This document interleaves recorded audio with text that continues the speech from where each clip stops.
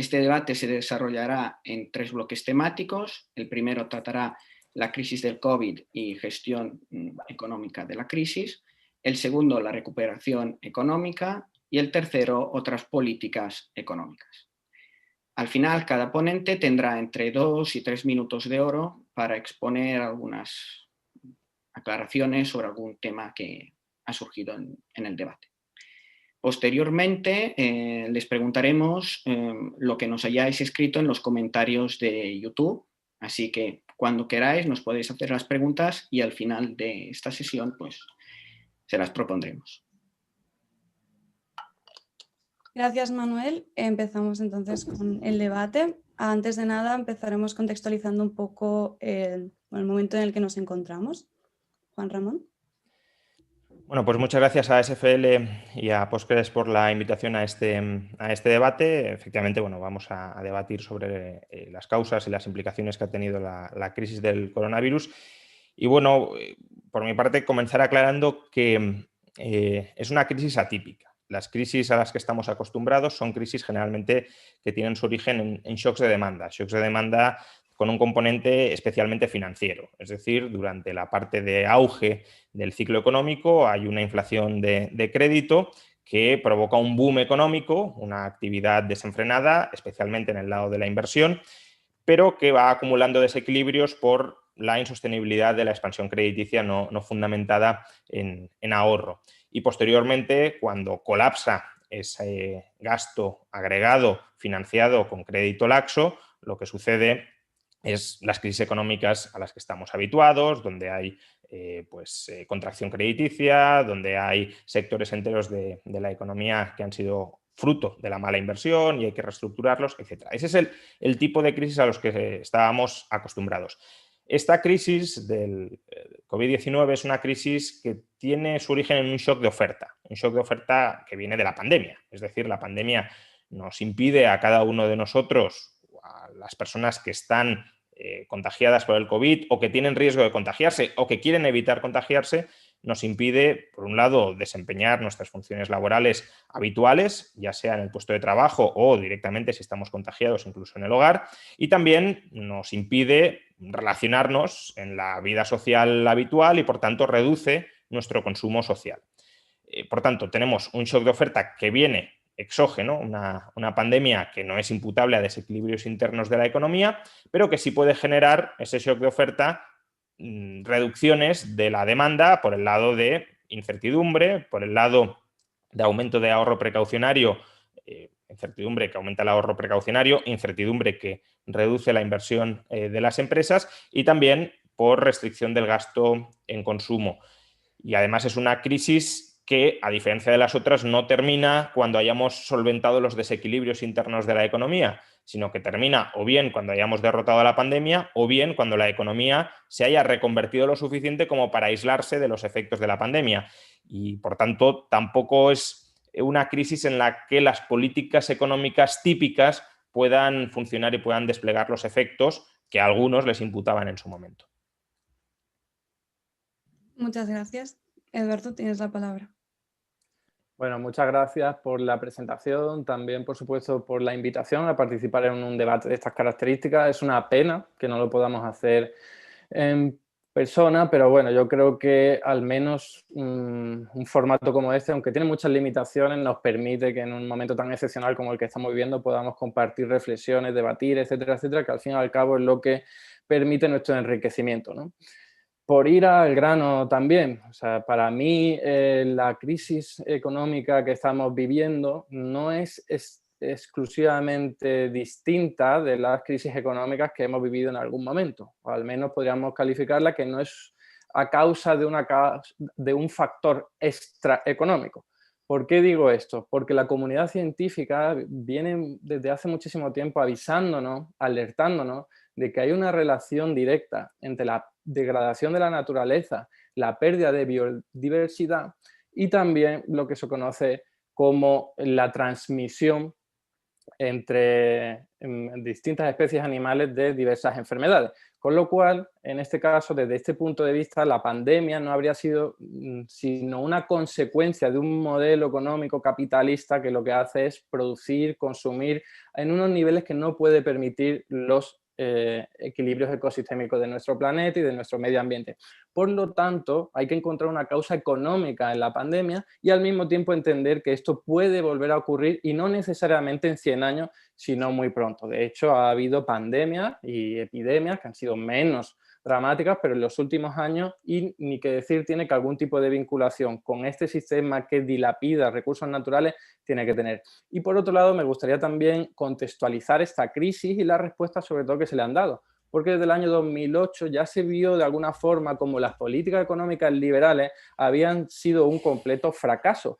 Pero, sin embargo, con la pandemia se ha visto todavía de una forma más fehaciente y más clara, porque hemos visto una masiva intervención por parte del Estado en casi todas las esferas de la vida y de la actividad económica. Hablamos de inyección masiva de dinero por parte de los bancos centrales, hablamos también de la suspensión de las reglas fiscales que habían sido sagradas y que nos habían obligado a recortar en gastos públicos y aumentar impuestos injustos como el IVA. Hablamos incluso de la nacionalización de salarios, que es al fin y al cabo lo que supone los ERTE, hablamos incluso de restricciones a la liberalización comercial porque las vacunas no se pueden vender fácilmente ni con total libertad, lo mismo ocurrió con las mascarillas en un primer momento, incluso podríamos hablar de política industrial, cómo se ha visto mermada absolutamente por precisamente esta situación y estas políticas. Por lo tanto, concluir que hoy día la economía llamada de libre mercado, lo que yo llamo neoliberalismo, está muerta o está en la UCI. Y a las pruebas me remito, hoy día ni el país más neoliberal o liberal del mundo se ha librado de aplicar políticas intervencionistas masivas. Y esto lo cambia todo, desde mi punto de vista, es el cambio de un paradigma que tardará mucho en cambiar, pero que acabará cambiando. Muchísimas gracias, Eduardo. Pues hablando de esta intervención del Gobierno, daremos entrada a la primera sección, que es la crisis del COVID y la gestión económica de la crisis. Después del estallido de la pandemia a principios de 2020 ha habido muchas voces disonantes sobre la actuación del Gobierno y la incisión que ha tenido el COVID en España, concretamente. Uno de los temas más recurrentes ha sido el gasto público en salud. Juan Ramón, ¿considera que el mayor impacto que ha tenido la pandemia en España es resultado de los recortes en sanidad durante la crisis financiera de 2008? Bien, gracias. Yo solo un comentario, es decir, me parece verdaderamente increíble que Eduardo vincule la pandemia al sistema económico capitalista. ¿Qué pasa? Que no ha habido pandemias mucho más devastadoras antes del capitalismo.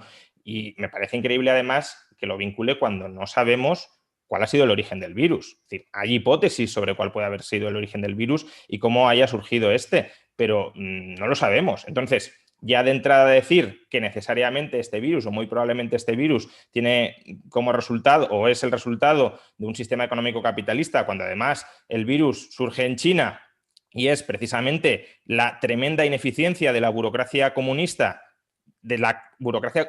que todavía existe en China desde la revolución, no el sistema económico en sí, pero sí la estructura burocrática, el que ha impedido una detección temprana del virus y un aislamiento temprano del virus antes de que se empiece a expandir por el resto del mundo, pues me parece increíble. Insisto, pandemias mucho antes del capitalismo, la mayor parte de las pandemias han sido previas al capitalismo, las más devastadoras han sido previas al capitalismo y que surge en China. Y surge en China por fracaso de la burocracia para controlar el virus. Sobre la pregunta, no creo que haya una relación directa en absoluto entre gasto sanitario y capacidad de contención de la pandemia. El éxito para contener la pandemia no ha venido por los países que hayan gastado más o menos en sanidad.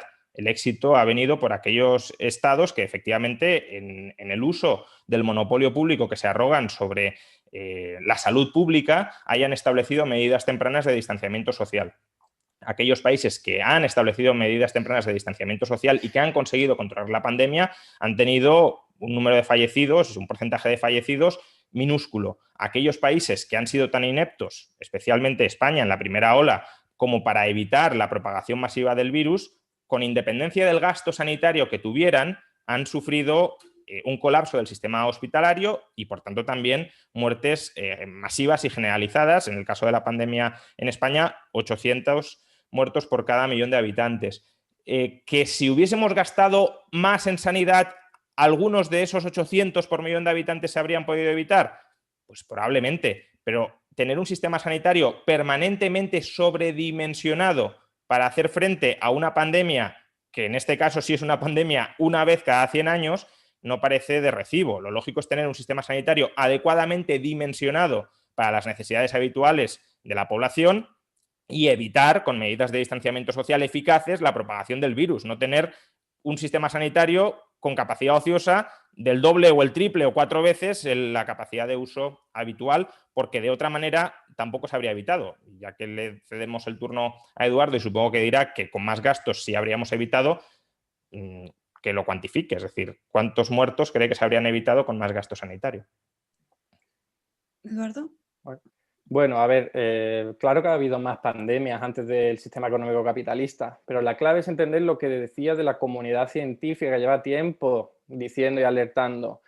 Mayor degradación de la naturaleza provoca mayor salto de esos virus desde los animales a las especies humanas y a otros animales. Y eso viene provocado, esa degradación de la naturaleza, por un consumo de recursos naturales y un vertido de residuos contaminantes que están desequilibrando los equilibrios de nuestro medio ambiente, la biosfera, estamos hablando del cambio climático, todos los desafíos ecológicos que tenemos delante son provocados por la acción humana que ha sido, evidentemente, desde hace muchísimos años, pero intensificada desde la aparición del sistema económico capitalista que necesita consumir y producir más.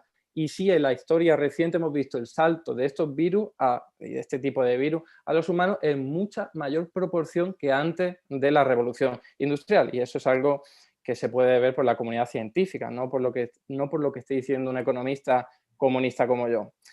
Me sorprende que se diga que China ha sido un fracaso o que ha sido a culpa de la burocracia, cuando estamos viendo que hoy día los chinos pueden ir perfectamente por la calle sin mascarilla porque apenas tienen ningún tipo de contagio. Lo que no se puede negar, podemos decir que han sido más poco cuidadosos con el tema del surgimiento del virus, pero a la hora de combatir la pandemia han sido mucho más eficientes que ninguno. Pero bueno, en cualquier caso, si vamos a hablar de estados al margen de China que han tenido éxito combatiendo la pandemia, ¿por qué no hablamos de Japón y nos preguntamos qué han hecho para poder hacerlo, para poder combatirlo? Porque el déficit público de Japón está en el 28% sobre el PIB.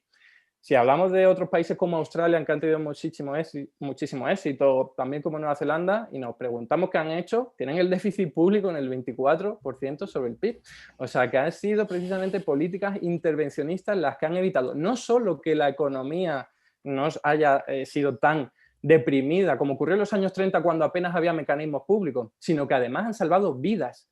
Y yo no, Juan Ramón, yo no voy a decir que por tener un sistema público de salud se hubiesen evitado muchísimas más muertes o hubiésemos evitado la pandemia.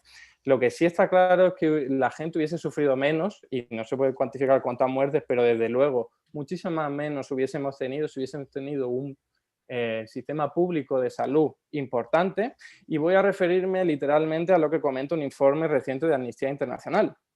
Durante una década de políticas de austeridad, el gasto público en salud en España cayó un 11,2% entre 2009 y 2018, incluso cuando el PIB de España creció un 8,6%, lo que dejó a los servicios de atención primaria sobrecargados, con poco personal y con fondos insuficientes cuando llegó el COVID-19. Y ahora me remito a un informe del Observatorio Corporativo de Europa, que ha sido todavía más reciente, que dice literalmente: la privatización del sistema sanitario europeo ha tenido efectos mortales, expuestos claramente durante el último año de la pandemia. Y por terminar con este punto, y refiriéndome a otro informe, el del Centro Europeo para la Prevención y el Control de Enfermedades, que dice literalmente: los muertos en hogares de ancianos representaron el 30% y el 60% de todas las muertes relacionadas con COVID en el primer mes del brote. Y ojo que en España 3 de cada 4 residencias de mayores están privatizadas y son de gestión privada. Con lo cual vinculamos claramente cómo ha habido un recorte en las políticas públicas que ha mermado las posibilidades de combatir una pandemia y ha provocado indirectamente más muertes de las que habríamos podido tener. Bien, por aclarar, yo no he dicho que China haya sido ineficaz a la hora de combatir el virus una vez ha reconocido la existencia del virus. Lo que he dicho es que fue tremendamente lenta, ineficiente, oscurantista a la hora de comunicar primero a las autoridades centrales y luego al resto del mundo la existencia del virus, porque cuando alertaron del virus, el virus ya estaba por todas partes, ya estaba fuera de China. Y eso es debido a la lentitud de las burocracias locales para transmitir la información a las burocracias centrales, para no sufrir represión, reprimendas, por no haber sido capaces de contener el virus. A ver, los informes que citas creo que tienen algún sesgo, pero en todo caso, si vamos a mirar número de fallecidos y gasto en sanidad, yo no veo realmente ninguna correlación. Es decir, España gasta el 6% en sanidad pública, porque además normalmente hablamos del gasto en sanidad pública como el único importante, cuando en realidad deberíamos mirar el gasto en sanidad total, incluyendo también el de la privada. Pero bueno, Grecia, después de los brutales recortes que sufrió, etcétera, gasta un 5% del PIB en sanidad pública y tiene menos de la mitad de muertos que España. Irlanda, con un 5% también de gasto en sanidad pública, tiene la mitad de muertos que España. Estonia, también con un 5% sobre el PIB en sanidad pública, tiene 300 muertos por millón de habitantes, una cuarta parte que España. En cambio, los países europeos, o algunos de los países europeos que más gastan en sanidad, Francia, el 8% del PIB, tiene prácticamente los mismos muertos por millón de habitantes que España. Bélgica, 7,6% del PIB, 1.700 muertos por millón de habitantes. Reino Unido, 7,5% del PIB, 1.440 muertos por millón de habitantes. Y si salimos de la órbita europea, vemos otros países donde el Estado gasta muy poco en salud, que han sido tremendamente exitosos a la hora de contener la pandemia. Corea del Sur tiene 26 muertos por millón de habitantes, no 1.200 como España, 26, y gasta el 4,5% del PIB en sanidad pública.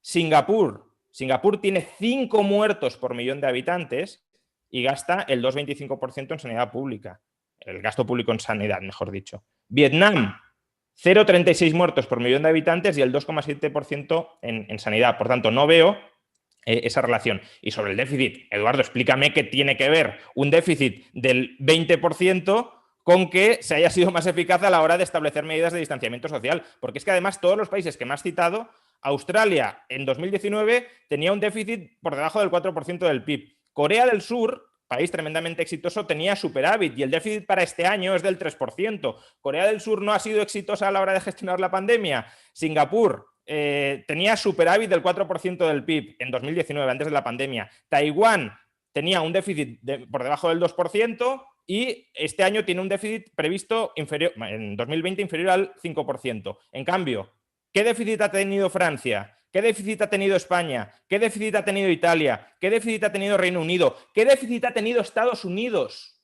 ¿Han sido exitosos a la hora de gestionar la pandemia con déficits tan brutales? No. No son tan brutales. Evidentemente, por eso hacía la comparación entre los déficits públicos de Japón, que casi llega al 30% del PIB, y en España, cuando llega al 10% del PIB, ya empieza todo el mundo a alarmarse, el primero, economistas liberales como tú. Pero bueno, en cualquier caso, la comparación que hacías entre países, yo no la he hecho. No me parece absolutamente nada rigurosa.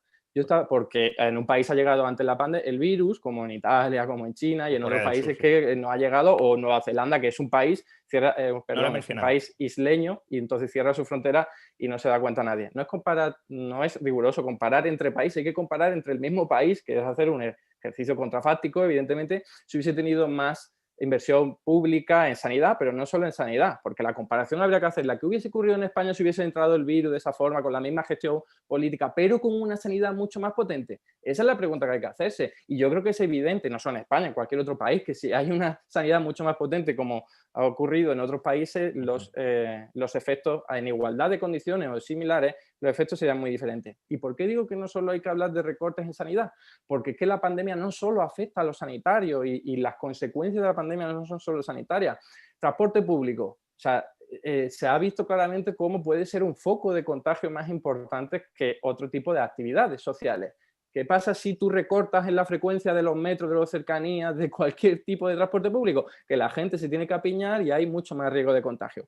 ¿Qué pasa también con la investigación y desarrollo? Que si tú recortas, que es lo que hicieron primero los gobiernos de Zapatero y de Rajoy con la crisis del año 2008 en investigación y desarrollo, luego no tienes capacidad para sacar adelante rápido antivirales y vacunas. No tienes capacidad como si, por ejemplo, han tenido otros países como, por ejemplo, Rusia, China, por poner otra vez el mismo ejemplo. O con la industria. ¿Qué pasa en España? ¿Por qué no tenemos mascarillas los primeros meses? Porque habían recortado desde hace décadas, por cierto, en toda la política industrial, que teníamos un ministro que decía, del PSOE, por cierto, que decía, la mejor política industrial es la que no existe. Pues toma, pandemia y sin mascarilla y sin EPIs, y encima los demás países no te los venden. Es una pérdida de soberanía industrial que ha provocado muerte, y hay que decirlo claramente. Y por último, en salario. O sea, los recortes en salario que hemos vivido desde el año 2008 han provocado que personal sanitario, médicos, enfermeros se hayan ido a otros países, que los tenemos ahora en Francia, que los tenemos en Alemania, y están cuidando a los individuos de allí, que hacen muy bien, pero es que nosotros no tenemos capacidad de personal, entre otras cosas porque economistas liberales y la teoría económica liberal dice que no hay que gastar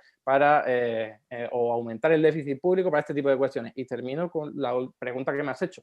¿Por qué vinculo déficit público con recuperación económica? Pues yo creo que es evidente que han hecho, ha sido exactamente la pregunta. Te he preguntado con contención de la pandemia, no con recuperación económica. Pero es que contención de la pandemia va ligado a la recuperación económica también. Pero en cualquier caso,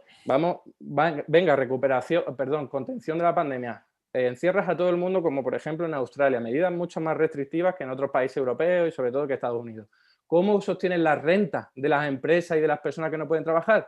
No puede el sector privado, eso hay que decirlo y me gustaría escucharlo de tu boca, porque no puede en un momento en el que no puede haber actividad económica, es tan evidente como eso. Así que tiene que aparecer el sector público, que es el único que tiene la potestad y la competencia y la autoridad y el poder y el potencial de hacerlo, y eso le da muchísimo el déficit público, porque hay pues nacionalización de salarios, como decía, sostención de esas rentas salariales, ayudas a las empresas y los autónomos, que por cierto en España no ha ocurrido y eso es una crítica gravísima. Eso es lo que explica, pero es que no lo hacen porque no quieren aumentar el déficit público, que es algo con lo que los economistas liberales tratáis de tumbar. Muchísimas gracias, Eduardo.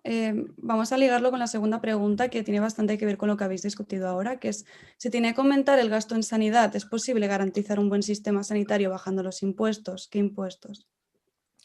Vale, por continuar con también el tema anterior, lo que has dicho es, no se puede comparar, yo no he mencionado Nueva Zelanda, no se puede comparar países, tú sí has mencionado Japón, que también es una isla, pero bueno, no se puede comparar países como Corea del Sur con España, porque hay países en los que el virus entró antes que en otros. Sí, efectivamente, en Corea del Sur entró antes que en España, y en Corea del Sur reaccionaron mejor de lo que reaccionó el gobierno español. Entonces, efectivamente, si tú comparas un gobierno competente con un gobierno incompetente, no puedes hacer el análisis contrafáctico de qué habría pasado si en España tuviésemos un gobierno tan competente como el de Corea del Sur y además más gasto sanitario. Efectivamente. Lo que yo estoy diciendo es, el principal determinante para salvar vidas en la pandemia es tener un gobierno competente. Competente a la hora de luchar, de combatir tempranamente la propagación del virus, estableciendo medidas de distanciamiento social y de detección masiva de contagiados para, a partir de ahí, romper las cadenas de transmisión. Eso en España no se hizo,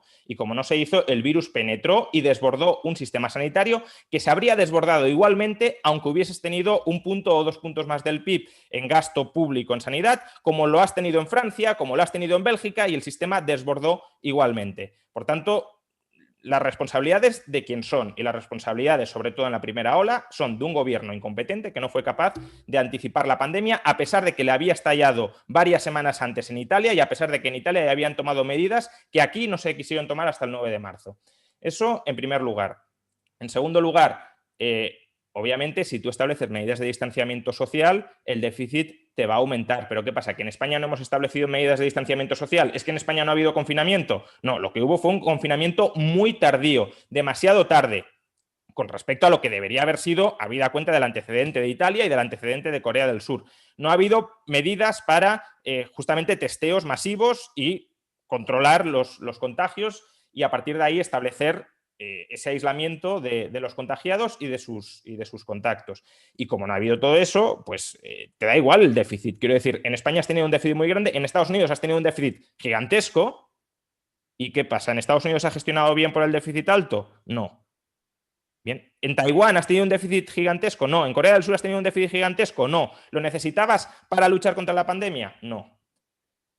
Obviamente es una consecuencia de una pandemia pésimamente gestionada, pero entonces la responsabilidad de quién la tiene. Sobre si va a aumentar el gasto en sanidad, el gasto en sanidad va a aumentar tanto porque la sanidad es un bien superior, es decir, cuanto más ricos somos, más queremos gastar en sanidad, y también pues Pues porque la población va a envejecer y como la población va a envejecer vamos a necesitar más servicios sanitarios.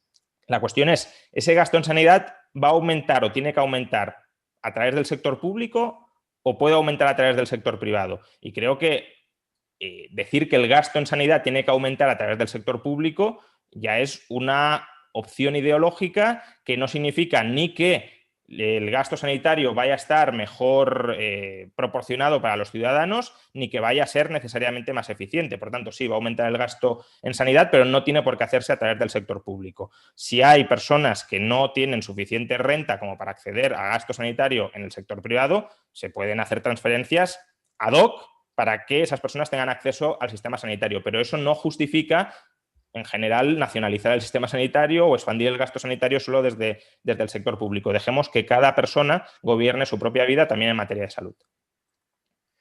Bueno, por referirme a las cuestiones que se habían tocado antes de abordar esta pregunta, me parece un poco, ¿cómo decir?, ingenioso o mal pensado criticar al gobierno de España solamente porque haya tenido peores datos de pandemia que países asiáticos, cuando en realidad todos los países europeos están en una situación muy parecida a la de España, incluyendo Estados Unidos, por supuesto, y no se dice que todos los gobiernos de Europa han sido malos en su gestión, ¿no? Porque si se dice, lo que habría que hacer es comparar precisamente lo que ha ocurrido en Asia con lo que ha ocurrido en Europa. ¿Y qué es lo que explica precisamente o cuál es un factor muy importante a la hora de explicar esto? Desde mi punto de vista, la cultura que hay allí. No me voy a meter ni siquiera en las medidas autoritarias de países como China. Me meto en la cultura que le dice el gobierno de Corea del Sur: os quedáis en casa, no salís y no hacéis nada, y respetan porque piensan en el bien común, piensan de una forma comunitaria, saben que ninguna vida es prescindible. En cambio, en Europa, que hay, por culpa precisamente de pensamientos liberales, de yo hago con mi vida lo que quiero, el Estado no me puede imponer nada, y dicen, me da igual que mueran no sé cuántos viejos. Ese es el pensamiento que prospera en mucha parte de nuestra comunidad occidental, precisamente por esos pensamientos de liberalismo, en los que no se antepone lo comunitario a lo privado. Y eso está clarísimo y tiene que ver también con las religiones, porque el taoísmo, el confucianismo fomentan este tipo de valores. ¿Qué dices del déficit de Estados Unidos? ¿Por qué ha aumentado tanto? Nos has comentado que hicieron un helicóptero monetario de 2,2 billones de dólares para darle dinero directamente a la familia y no solo a las más necesitadas. Eso evidentemente te aumenta muchísimo el déficit público, pero es que te amortigua también la caída económica, por no hablar de las consecuencias sociales que las amortigua también, ¿no? Y ya entrando en el bloque, el gasto público de sanidad en España es del 6,37%. O sea, solo Portugal está por debajo, solo, de las 15 economías más importantes de la Unión Europea. Y eso es un problema porque no tenemos suficiente, ya no solo para pandemia, sino incluso también para nuestra propia salud en tiempos normales, ¿eh?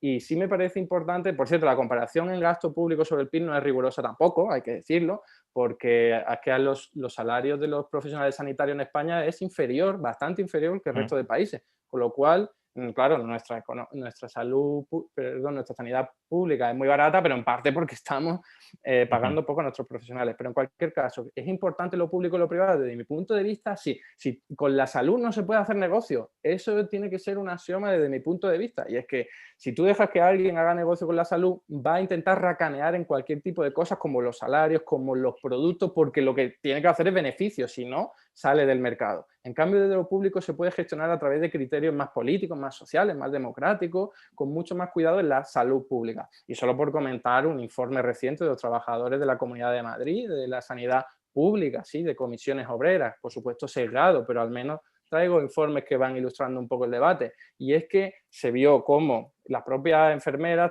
de los centros de gestión privada trabajaban mucho más que las enfermeras de los centros de gestión pública, en torno a que atendían a 5 pacientes más al día, y el salario era entre 20 y 25% inferior. Así que sí, yo reivindico una salud pública porque es la única forma de tener mejores salarios y mejores condiciones laborales. Y termino con el tema de los impuestos. O sea, para poder financiar esa salud pública, esa sanidad pública, no es necesario aumentar los impuestos ni a la mayoría de la población, y si me apuran, ni siquiera a los más adinerados, porque para eso están los mecanismos de déficit público, sobre todo en un momento en el que la Unión Europea dice dice, oye, esto no importa ya, que de eso no hemos hablado, espero que hablemos luego. Por lo tanto, yo creo que no hay que alarmarse, se puede mejorar la sanidad pública sin necesidad de que la gente tenga que pagar más impuestos. O sea, fíjate, Eduardo, que has comentado que la sanidad pública española es barata porque paga bajos salarios y luego me has dicho que la sanidad privada es intolerable porque pagaría bajos salarios. Justamente uno de los argumentos a través de los cuales se suele paga defender... peores salarios. Bueno, y el sector público también paga muy malos salarios. A lo mejor es que en España se pagan bajos salarios por algún motivo, más allá de si el sector es privado o es público. Sí, pero en lo privado te acabo de ilustrar que se paga menos. Se pagará menos a algún tipo de personal, no a otro tipo de personal a lo mejor, porque de hecho creo que bastantes médicos de la pública tienen bastantes ganas de trabajar también en la privada y muchos lo hacen y no creo que sea porque estén pésimamente tratados y pésimamente pagados. De hecho, uno de los argumentos que se suele dar en favor de la sanidad pública y de cómo la sanidad pública puede abaratar costes es justamente el que la sanidad pública es un monopsonio y como es un monopsonio tiene poder de negociación. ¿Para qué? Para presionar a la baja a los proveedores de servicios, entre ellos el personal sanitario, para abaratar los salarios. Si justamente los defensores de la nacionalización en Estados Unidos del sistema sanitario lo que dicen es necesitamos un monopsonio, necesitamos que la sanidad sea pública en Estados Unidos para pagar menos a los proveedores sanitarios, entre ellos los médicos. Con lo cual, no esa trampa de decir no, será más barata, será mejor y además todos cobrarán más. No, en algún momento falla esa ecuación. Sí, efectivamente, en Estados Unidos el déficit público ha aumentado por el helicóptero monetario. Pero justamente lo que te estaba diciendo es que aumentar el déficit público no tiene por qué tener ningún tipo de relación con la contención de la pandemia, insisto, de la recuperación hablamos luego, con la contención de la pandemia y que puedes contener la pandemia sin necesidad de aumentar el déficit público. Por tanto, tratar de justificar incluso el déficit público para contener la pandemia cuando ha habido países tremendamente pobres que sin endeudamiento han sido capaces de contener la pandemia. Y ya termino porque... Todos han aumentado su endeudamiento, todos. Sí, pero una cosa es aumentarlo un 2 o un 3% de PIB de déficit, como por ejemplo 28, Corea del Sur o como por ejemplo Taiwán, y otra es un déficit del 11 o del 20% sin contener la pandemia. Es que no hay relación. Y sobre que el liberalismo promueve el individualismo, a ver, eso es un error de concepción original. Es decir, el liberalismo promueve el individualismo político, es decir, que el individuo es el sujeto de derechos. Eso no significa que el liberalismo se despreocupe de la responsabilidad que tienen los individuos sobre los demás. Al menos no es eso lo que promueve. Ahí estás confundiendo individualismo político, individualismo jurídico, individualismo moral con atomismo social. El liberalismo es perfectamente compatible con lazos comunitarios muy, muy estrechos, con responsabilizarse por los demás, con si generas daño a otros, reparar ese daño. Y por tanto, también cargarle de nuevo aquí, en este asunto, el muerto al liberalismo, ya es intentar retorcer las ideologías de una manera no rigurosa, porque en este caso no es rigurosa, para arrimar el ascua a mi sardina ideológica. Bueno, solo por terminar, entiendo con este bloque, lo de Estados Unidos, es que me has hecho trampa en la argumentación. Abaratan costes, inflan precios las empresas sanitarias del sistema privado en Estados Unidos. No, que los salarios son altísimos de los médicos. Y luego cobran más, por eso es un problema. Abastecen a la sanidad pública con precios absolutamente inflados y hacen negocio por el camino. Por eso es tan cara la sanidad pública, porque compran. Y por los salarios de los médicos. También, pero porque a estos médicos hay que pagarles mucho, porque no tienen sanidad pública, ni cobertura social, ni seguridad social, ni protección social, que es lo que explica que en Europa en general los salarios sean más reducidos. Porque vale, pero entonces en Estados Unidos, Estados Unidos, que es un sistema que a mí no me gusta, sanidad privada, ¿los médicos cobran muchísimo más que en la sanidad pública? ¿Sí o no? Pero que esa no es la clave.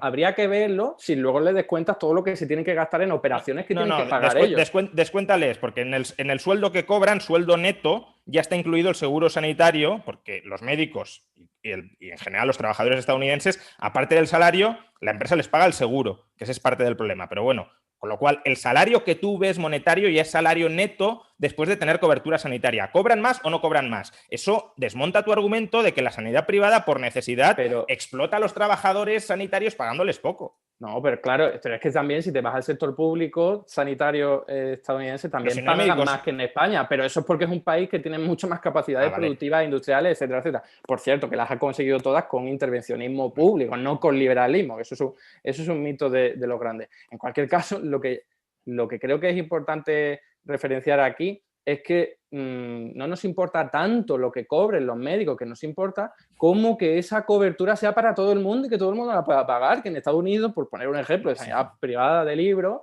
con muchas críticas, hasta desde el liberalismo, lo entiendo, la gente no se lo puede pagar y eso es un problema y afortunadamente en nuestras sociedades tenemos la cobertura pública y universal. No Pero en todos ¿cómo los me dice países, que es un ejemplo de libro si la mitad del gasto sanitario en Estados Unidos es gasto público? Eso es ejemplo como de si me- libro.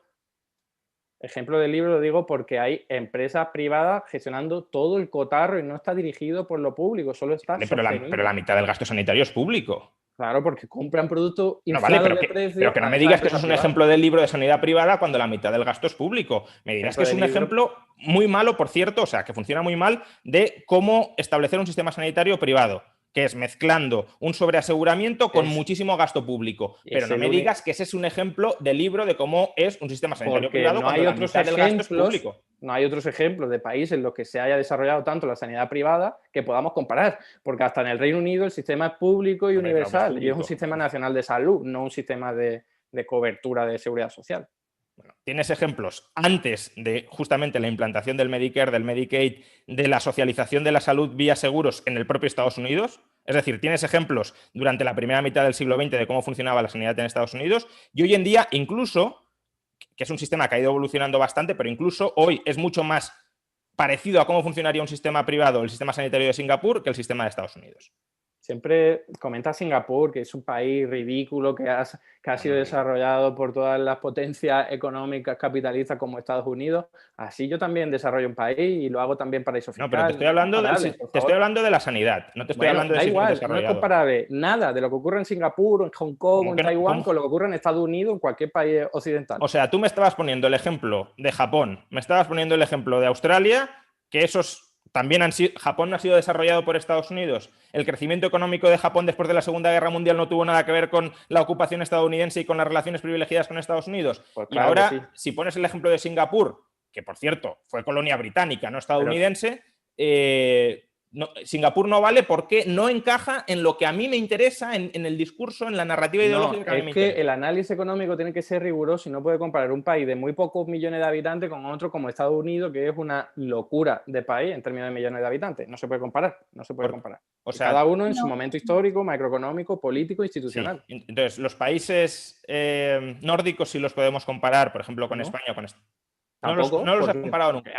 Apenas tienes 10 millones de habitantes, al menos para cuestiones sanitarias, para cuestiones económicas, no es comparable, al menos al 100%. Podemos coger cosas y decir, oye, pues mira, aquí funciona. Y de Singapur no podemos coger cosas. Hombre, la comparación entre Singapur y Estados Unidos en millones de habitantes es que ni la puedo decir. Porque y cuando comparas España a 40 millones de habitantes con Estados Unidos, sí lo puedes comparar. Pues es que comparo en general Europa. Yo te estaba diciendo Reino Unido, Alemania. ¿El modelo sanitario que existe en Europa es el mismo en Europa? ¿Existe en todas partes el mismo modelo sanitario? ¿Existe el mismo modelo sanitario en Alemania? ¿Existe el mismo modelo sanitario en Francia? ¿Existe el mismo modelo sanitario en Holanda? Lo estoy diciendo. Hay un sistema público universal que a veces se rige por el Sistema Nacional de Salud, a veces por el Sistema de Seguridad Social. Pero no es verdad. ¿Cómo que en Alemania existe un Sistema Nacional de Salud? ¿Cómo que no? En Alemania no existe un sistema nacional de salud. No, de seguridad social, un modelo de Bismarck. Pero es que, pues entonces, claro, ¿cómo me comparas una cosa con la otra? Cubierto en la sanidad pública todo el mundo que esté trabajando su familia. Y en Alemania hay casi pleno empleo, con lo cual no hay nadie fuera del sistema. El problema de Estados Unidos es que no da cobertura a todo el mundo. Pero que me estás comparando sistemas sanitarios. O sea, me estás haciendo un sistema sanitario europeo como si fuera un bloque homogéneo para compararlo con Estados Unidos, cuando primero la sanidad que existe en Europa no es en absoluto homogénea entre países y por tanto no lo puedes comparar con Estados Unidos, y luego después me recriminas que no estoy siendo riguroso hablando del sistema sanitario de Singapur cuando no estás siendo en absoluto riguroso comparando el sistema sanitario de España con el de Estados Unidos con la diferencia poblacional, tu argumento, ni tampoco mezclando todos los sistemas sanitarios que hay en Europa sin ton ni son. Sacando el tema del bloque europeo, nos volveríamos a otra pregunta. ¿En qué ámbitos el gobierno debería utilizar los fondos europeos? ¿Qué consecuencias tendría la condicionalidad de estos fondos? Eduardo. Bueno, yo creo que los principios en los que se basan esos fondos están bien pensados a priori, porque se centran sobre todo en la transición ecológica de las economías, algo absolutamente importantísimo, en parte por lo que decía al principio, para descarbonizar nuestras economías, limitar las consecuencias negativas y ambientales del cambio climático, de la degradación de la naturaleza que comentamos, que es producto, y no lo olvidemos, de un sistema económico capitalista que produce y consume sin parar por encima de los niveles medioambientales. Y por otro lado, todo lo que tiene que ver con el ámbito tecnológico, que me parece crucial en un momento en el que, bueno, hay nuevas tecnologías y vemos como ningún gobierno está, salvo Alemania y algunos pocos ejemplos por ahí que llevan tiempo, por ejemplo, realizando políticas públicas intervencionistas en sus propias empresas privadas y algunas no tan privadas para desarrollar las energías renovables, hacerse punteros en ese ámbito. Eso lleva a Alemania haciéndolo tiempo, a pesar de que no tiene tanto sol ni tanto potencial en energías renovables como lo podría tener nuestro país. Y vemos, en cambio, economías y gobiernos como los nuestros, de los que por culpa de esos principios neoliberales dicen, no, la mejor política industrial es la que no existe. Pues toma ya, ahí tenemos un país sin política industrial, sin energías renovables, que luego hay un pico de demanda en la energía y se nos va el precio por las nubes, aparte del sistema oligopolístico de que es el sector energético. Pero la clave es que estamos quedándonos atrás en ese ámbito, y voy a poner como ejemplo otra vez a China, pero podría poner a Corea del Sur. Son gobiernos que lo que hacen es intervenir decisivamente en ese tipo de ámbito, dando capacidades y ayuda a las empresas, no recortando salarios, no recortando impuestos, como reza el mantra neoliberal. Le dan recursos, capacidades, medios para que produzcan y desarrollen tecnologías potentes que permiten mucha mayor productividad, mejor pago de salario y luego, por supuesto, también mayor pago de impuestos para dedicarlo en otro tipo de actividades. Pero, dicho esto, me parece a mí que los fondos europeos se quedan muy cortos, porque es muy poco dinero que llega encima un año más tarde. O sea, ¿dónde está esa Unión Europea en marzo de 2020 cuando está estallando toda esta epidemia? Se queda de brazos cruzados, lo único que hace es recortar y limitar pues esas reglas fiscales y suspenderlas, que está muy bien y hace una expansión cuantitativa todavía mucho más potente, que se agradece frente a nada, evidentemente, pero no vemos a gobiernos absolutamente decididos para mejorar la actividad económica. Estoy hablando de solo mejorar la actividad económica. Y por último, por terminar, hay un informe reciente del Fondo Monetario Internacional en el que se ve una comparación entre los países más desarrollados de nuestro planeta y el incentivo, el impulso fiscal de ellos, y España está de los últimos, incluido todos los países del sur de Europa. ¿Por qué? Pues yo lo veo claro, es una especie de complejo prolongado por culpa de la crisis del año 2010, el que se decía a los países no gastéis, no aumentéis el déficit público, pero luego Alemania bien que lo hace, luego bien los Países Bajos que lo hacen, y ahí vemos cómo somos encima víctimas de ese neoliberalismo, a pesar de que quienes han inculcado el neoliberalismo, lo último que hacen es políticas neoliberales. Vale, luego hablamos de política fiscal, creo, no voy a entrar ahora en ese tema, pero luego debatimos. Sobre los fondos europeos, a ver, hay tres modelos de cómo, digamos, un gobierno puede contribuir al desarrollo económico y puede contribuir, en este caso, al desarrollo económico manejando grandes cantidades de dinero. Una sería el modelo socialista. El modelo socialista consiste en que el gobierno planifique centralizadamente todas las decisiones de inversión que se van a adoptar. Ese no es el modelo que vamos a seguir en España. Luego está el modelo liberal, que sería que el gobierno, pues, por ejemplo, se dedique a bajar impuestos y que sea el sector privado el que seleccione las inversiones que en cada momento son más rentables. Tampoco es el modelo que vamos a seguir en España ni en Europa, ¿no? Es decir, que los fondos no se pueden utilizar para eso, por desgracia. El modelo que vamos a seguir en Europa y en España es un modelo, llamémosle, mercantilista. ¿En qué consiste el modelo mercantilista? En que el gobierno reparte fondos a las empresas en función de la capacidad de cabildeo, en función de la capacidad de influencia que tengan las empresas. Y eso es lo que va a suceder en España. En España los fondos, una parte pequeña los va a invertir directamente el gobierno en aquellas infraestructuras públicas que considere pertinentes, pero la mayor parte se van a asignar a través de un instrumento que se llaman los PERTEs, que son básicamente proyectos que presentan grandes empresas, que ya han tenido que presentar, de hecho el plazo terminaba el 21 de enero, para que el gobierno luego seleccione y diga, a ti te doy el dinero porque tu proyecto me gusta. Evidentemente el riesgo de corrupción institucional de captura del regulador que existe con este tipo de interacción público-privada es gigantesco. Es decir, al final nos podemos encontrar con que los fondos europeos son una subvención masiva a determinadas grandes empresas a costa del dinero de todos los contribuyentes. Y eso sería algo tremendamente negativo. Para minimizar el riesgo de que eso suceda, no eliminarlo, pero sí minimizarlo, lo ideal sería que hubiese muchos controles y muchos pesos y contrapesos independientes del poder político para que fiscalizaran las decisiones que ese poder político está adoptando, por ejemplo, al asignarles varios miles de millones a determinadas empresas. En España no se va a hacer. En España el gobierno va a tener el poder absoluto para asignar los fondos sin controles externos. Y, por tanto, insisto, el riesgo de que esos fondos terminen siendo desviados para mayor lucro de capitalistas mercantilistas, es decir, de empresarios bien conectados con el poder político, es bastante alto. A ver, o sea, yo solo por comentar una cosa, en todas las acciones políticas de este estilo, de dar dinero a un país para que lo pueda utilizar en desarrollo económico, existe siempre el riesgo de corrupción, de que se lo den a sus propios amiguetes, sobre todo si tenemos a gobernantes corruptos, ¿no? O sea, yo creo que en nuestro país tenemos casos de sobra, pero el problema, o sea, la solución a eso no es dejar de dar dinero, no es poner condiciones, lo que hay que hacer es tener mejores mecanismos democráticos y saber que no se lo estás dando a tu amigo de turno, sino que eso va a servir para desarrollar tu país. Esos son mecanismos de supervisión que nosotros no tenemos desarrollado, en parte porque hicimos una transición democrática de mierda en la que no tenemos cultura democrática de ningún tipo y entonces eso luego se nota en lo que hay gobernantes que se creen por encima de todo, se vacunan ellos antes que cualquiera, y eso tiene que ver con una cultura o falta de cultura democrática en nuestro país.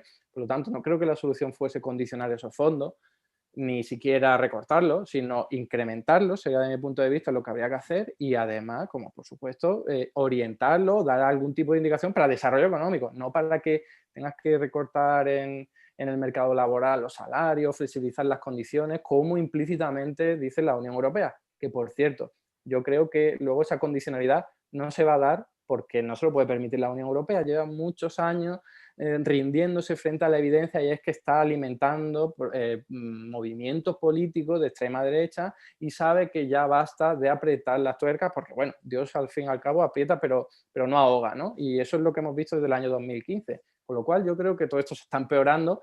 La Unión Europea no puede ponerse ahora chula y decirle a los países que se aprieten el cinturón a cambio de recibir los fondos. Yo creo que no va a haber condicionalidad, al menos no fuerte. Bueno, primero, espero que se haya condicionalidad en materia de reformas. En materia de ajustes lo hablamos luego, pero en materia de reformas sí espero que haya condicionalidad, básicamente porque si tenemos un marco institucional que impide que la inversión de esos fondos tenga o genere un incremento sostenido de la productividad, evidentemente nos daremos ahora un festín de fondos de inversiones con cargo al contribuyente europeo, pero no estaremos ni mucho menos sentando las bases de un crecimiento sostenido y sostenible en el futuro.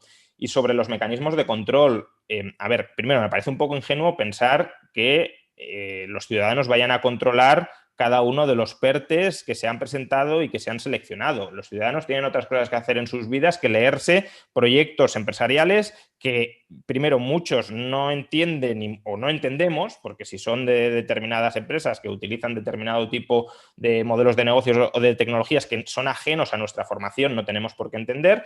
Y, aunque lo entendieran, si se presentan 700, 800, 1000 PERTEs, ¿quién va a votar? O sea, ¿quién va a leérselos? ¿Los va a estudiar y lo va a votar? En las consultas ciudadanas que hicisteis desde el Ayuntamiento de Madrid, ¿cuánta gente votó, Eduardo? Pues muchísima gente. Sí, pero el porcentaje del censo. Pues, o sea, poco en comparación con el total de la población, pero es que en Suiza tampoco es mucho más. Sí, pero para que la gente lo sepa, ¿qué porcentaje fue? Que no me lo sé de memoria, menos del 5%. Y menos del 1 también, pero bueno. En cualquier caso, me parece ingenuo por ese lado. Entonces, creo que en este caso, como mínimo, deberíamos haber adoptado contrapesos que pasen por expertos independientes que analicen y supervisen esos proyectos que están siendo aprobados. No se ha hecho. No va a haber una fiscalización externa.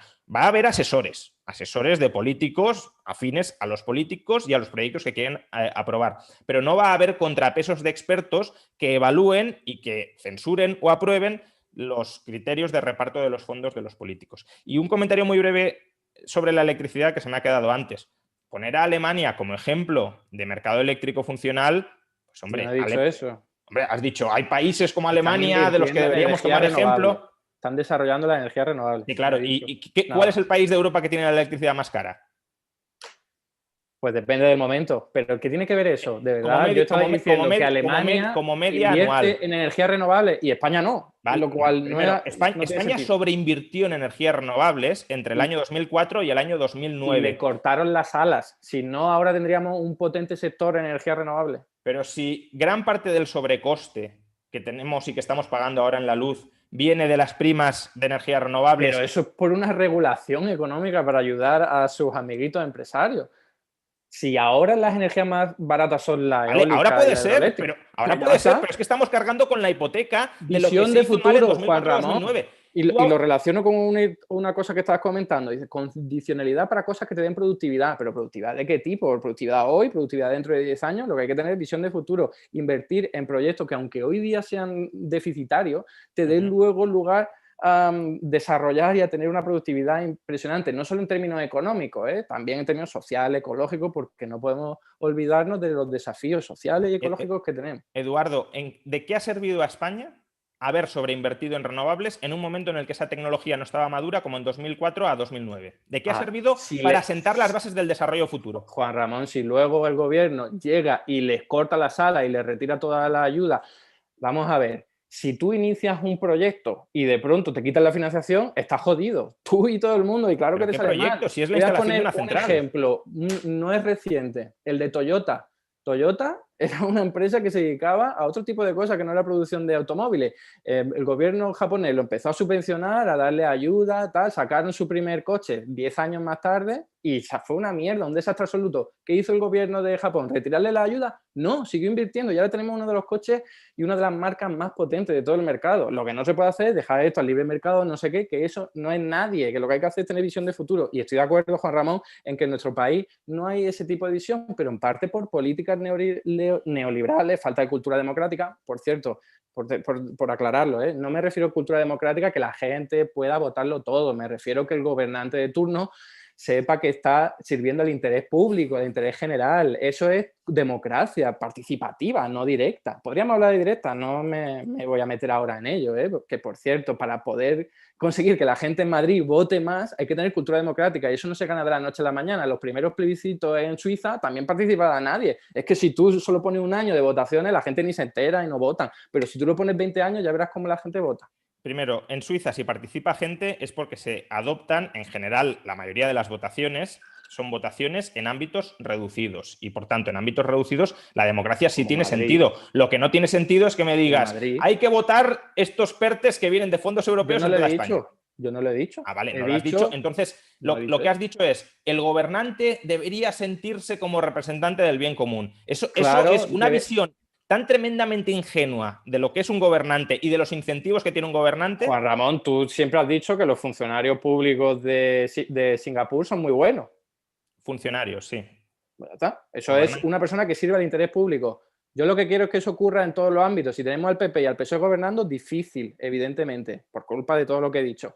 Pero cultura democrática es utilizar el dinero público en beneficio de todo el mundo, no para llevarte a ti, no para vacunarte antes de tiempo. ¿Vale? Primero, no hay una única definición de qué es usar el dinero público en beneficio de todo el mundo, porque no hay una única definición de qué es beneficio de todo el mundo. La mía, y la por ejemplo, tú tienes una visión de que es el bien común y yo tengo otra, Podemos tiene otra, el PP tiene otra y el PSOE tiene otra. Y esa visión está muy influida por la ideología de cada cual. Tú tienes, Podemos, Izquierda Unida tienen un proyecto ideológico determinado al que vuelcan su vida. Y por tanto, en cierto modo, instrumentar el dinero público para ir construyendo un determinado modelo de Estado que refleje tu querencia ideológica, eso también es una forma de instrumentar el dinero público. La vida, eso es la vida, así funciona. Sí, así funciona la política y por eso es perversa, claro. El gobernante va a utilizar el dinero público para algo, pero puede utilizarlo para su bien o para el bien de todo el mundo. No. Claro.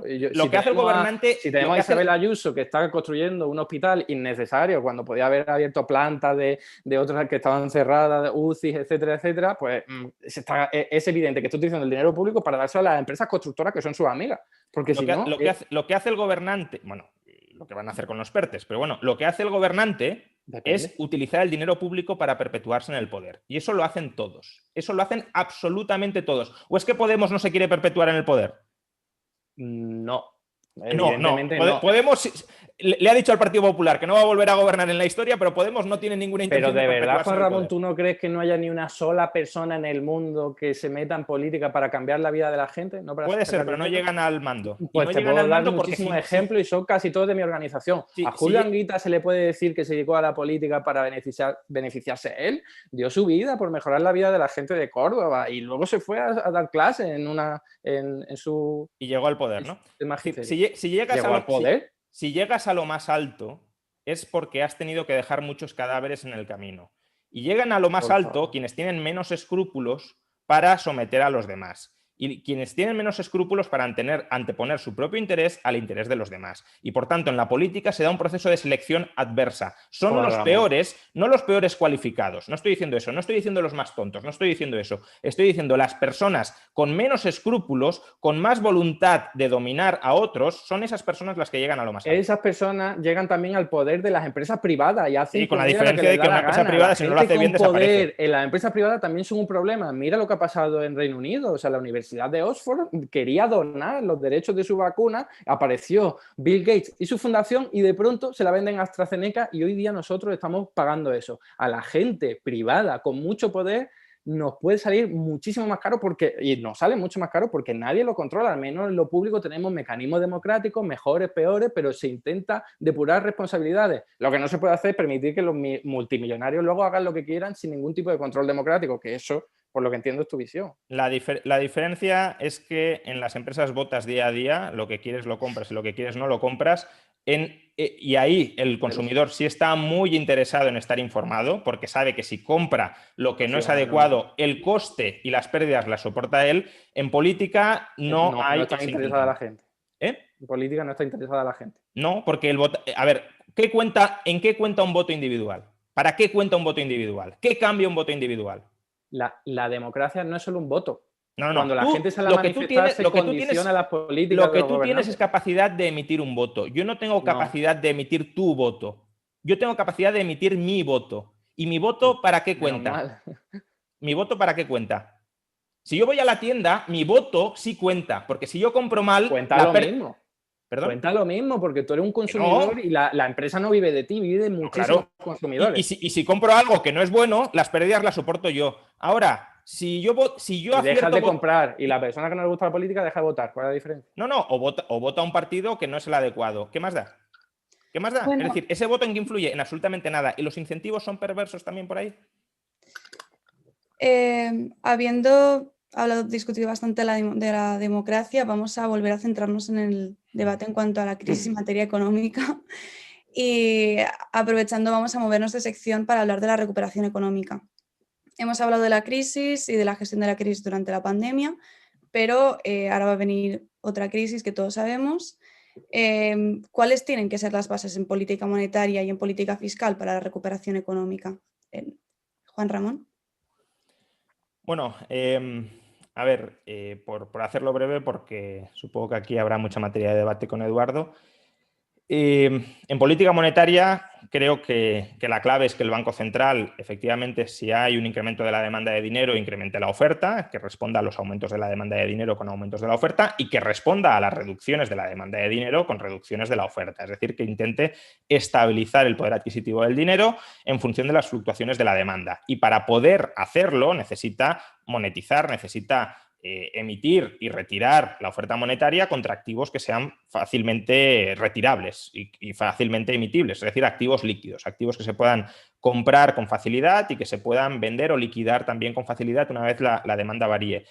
Lo que no debe hacer el Banco Central, y es lo que está haciendo tanto en Europa como en Estados Unidos, es socializar pérdidas. En Estados Unidos el Banco Central se ha dedicado a comprar instrumentos de financiación privada, deuda privada, incluso acciones, que suponen una forma de socializar las pérdidas del sector privado al sector público, porque si esos activos en un futuro pierden valor o incluso sufren default, las pérdidas las va a sufrir el Banco Central, es decir, las van a sufrir todos los contribuyentes, y en Europa la socialización de pérdidas se da entre países. El Banco Central Europeo está comprando deuda de países con alto riesgo de insolvencia, como pueda ser Grecia, como pueda ser incluso España, y lo está comprando con cargo al crédito alemán. Y creo que eso no es en absoluto positivo y luego tendremos oportunidad de debatirlo, imagino. Y en política fiscal es evidente que a corto plazo el déficit es inevitable. ¿Por qué es inevitable? Porque hay una necesidad de hacer gasto, por un lado, de mantenimiento de rentas de personas que se han quedado sin ellas, porque el Estado, que supongo que Eduardo tirará por ahí, tiene esa necesidad de hacer gasto de mantenimiento de rentas, pues porque el Estado se ha arrogado esa potestad y se ha arrogado ese monopolio. Si tuviésemos otro tipo de modelo de sociedad con base más privada y base más comunitaria, la población tendría más ahorro, tendría más seguros y tendría más lazos de solidaridad comunitaria. Eso no existe, porque el estado de bienestar lo ha desplazado y se ha arrogado el monopolio de proporcionar y de suministrar la asistencia social en momentos de crisis como la actual. Pues evidentemente, si esa es la potestad que se ha arrogado, la tendrá que ejercer porque ese es el modelo que se ha impuesto. Por tanto, por un lado, gasto en mantenimiento de rentas y por otro, gasto en otro monopolio que también se ha arrogado el sector público, que es la salud pública. Pues si solo el Estado puede comprar vacunas, si solo el Estado en determinados momentos ha podido comprar test, etcétera, pues tendrá que gastar en eso, evidentemente. Sería suicida decir que no hay que comprar las vacunas, que no hay que comprar los test, que no hay que comprar el material sanitario, cuando el Estado se está arrogando justamente ese monopolio. Eso es más gasto público en un momento en el que los ingresos caen y, por tanto, eso es déficit. Ahora, a medio plazo, conforme la recuperación, la reactivación económica vaya llegando, desde luego lo que tenemos que hacer es ir reduciendo el déficit para sanear nuestro exceso de deuda pública, que es el exceso que vamos a tener en estos momentos, y por tanto para mejorar nuestro riesgo financiero y no vivir subsidiados por el crédito alemán. Bueno, a ver, con respecto a la política monetaria, sí, yo pensaba que íbamos a estar al menos algo de acuerdo en esto, pero no, tampoco. ¿Por qué digo esto? Porque Juan Ramón habla de socializar pérdidas, cuando si uno va a ver qué está haciendo exactamente los bancos centrales con sus políticas de compra de activos, que son la expansión cuantitativa, está creando dinero para comprar bonos o activos financieros en manos de los inversores privados. Inversores financieros privados. Eso es socializar pérdidas, le está dando a la gente dinero. Le está dando a la gente dinero porque tenía un bono que le iban a devolver lo que sea, 10.000 euros dentro de 5 años y ahora de pronto tiene los 10.000 euros ahora. Socializar pérdidas no, está concentrando ganancias en la capa de la población que puede invertir en ese tipo de bonos, que por cierto, acorde a la estadística financiera de la familia del Banco de España, solo es el 11% quienes invierten en acciones, quienes invierten en este tipo de activos financieros y sobre todo en las capas más ricas, con lo cual lo que está haciendo ahora la política monetaria de los bancos centrales es aumentar la desigualdad, también inflando los precios de todos esos activos en los que se concentran las capas más acaudaladas. Por lo tanto, desde mi punto de vista, ¿qué tiene que hacer el Banco Central Europeo? Nada de eso. Tendría que, el Banco Central Europeo, cualquier banco central, ¿vale? Con su política monetaria, es dejar el tipo de interés en el 0%, porque ese es el nivel general o natural al que tiende el tipo de interés o debería tender, ¿vale? Eso es un tema que se puede debatir, pero esa es la mejor forma para que nadie haga dinero y riqueza a costa de crear dinero, de tener, dinero, porque eso es al fin y al cabo lo que estamos viviendo desde los años 70, 80, cuando las políticas de financiarización tuvieron lugar y se desarrollaron, ¿no? Hoy día hay gente que vive de tener dinero y eso desde mi punto de vista es inmoral. La gente tiene que trabajar, aportar algo a la sociedad, etcétera, etcétera. Y por el lado de la política fiscal, vamos a ver, el déficit público es algo necesario y natural. Si uno va a ver los datos de todos los países a lo largo de toda la historia, lo normal es tener déficit público y no hay que alarmarse, no hay que tirarse de los pelos. Hay que entender que el déficit público es una herramienta de política económica al que tiende la economía y no significa que se le esté quitando dinero a la gente, etcétera, etcétera. Pero bueno, esto es un debate mucho más largo. Por lo tanto, de política fiscal, por supuesto, eliminar para siempre, no solo temporalmente, esas reglas fiscales que ha hecho el Banco Central y la Comisión Europea y otro organismo que ha sido, oye, ahora ya se puede aumentar el déficit público, todo lo que sea, la deuda pública, todo lo que sea.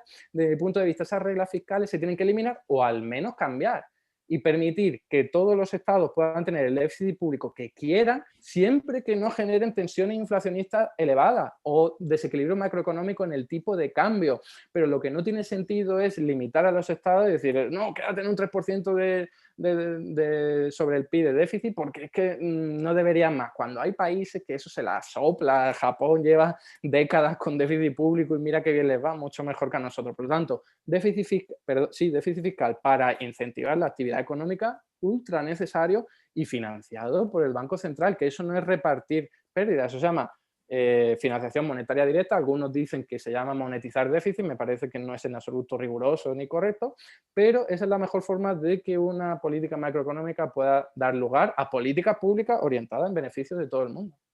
Sí, a ver, claro que es socializar pérdidas o al menos socializar riesgos. Es decir, si el Banco Central está comprando activos financieros del sector privado que pueden impagarse, ¿quién se va a comer las pérdidas en caso de que se impaguen? Impagarse, si el Banco Central puede crear todo lo que quiera para pagar esas deudas, ¿no? No hay riesgo. Si el Banco Central compra una deuda, un bono de una empresa estadounidense y esa empresa no paga, ¿quién se come el riesgo? Tú dices, no, pues que le dé el Banco Central dinero a la empresa para que pague el bono. Pero si el Banco Central da igual, puede tener. O sea, el Banco Central da igual que esté quebrado, el Banco Central da igual que no tenga. No puede quebrar, lo dijo hace poco el Banco Central el Banco Central Europeo no puede quebrar aunque tenga pérdida. Vale, quiebra es que los activos valgan menos que los pasivos. Esa es una situación. Bueno, insolvencia. Quiebra es que seas incapaz de pagar los compromisos de pago que tiene. No, bueno, una situación de insolvencia es cuando tus activos valen menos que tus pasivos. No, no estoy de acuerdo con esa definición. Bueno, es insolvencia es que no puedes hacer frente a los compromisos. Es la definición contable, es decir, es insolvente cuando tus fondos propios son negativos. En cualquier caso. Además lo miré hace poco en la RAE, viene definido así. Insolvencia es, insisto, da igual. En cualquier caso, si la demanda de dinero cae, y eso es algo que puede suceder, ¿bien? Si la gente quiere mantener menos dinero, para evitar tensiones inflacionistas, ¿qué tiene que hacer el Banco Central? Respóndete tú, yo no voy a utilizar esa argumentación que me parece que no tiene ningún tipo de sentido. La gente no quiere dinero, pero si la gente lo que quiere es dinero, trabajar, es que ¿dónde está esa premisa? La gente demanda dinero. La gente demanda dinero u otros activos.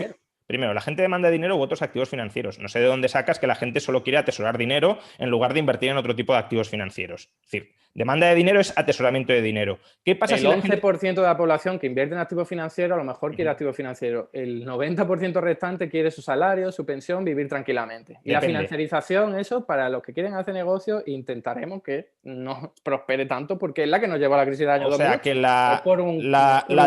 la alternativa financiera que le ofreces a la mayoría de la población es que guarden el dinero debajo del colchón.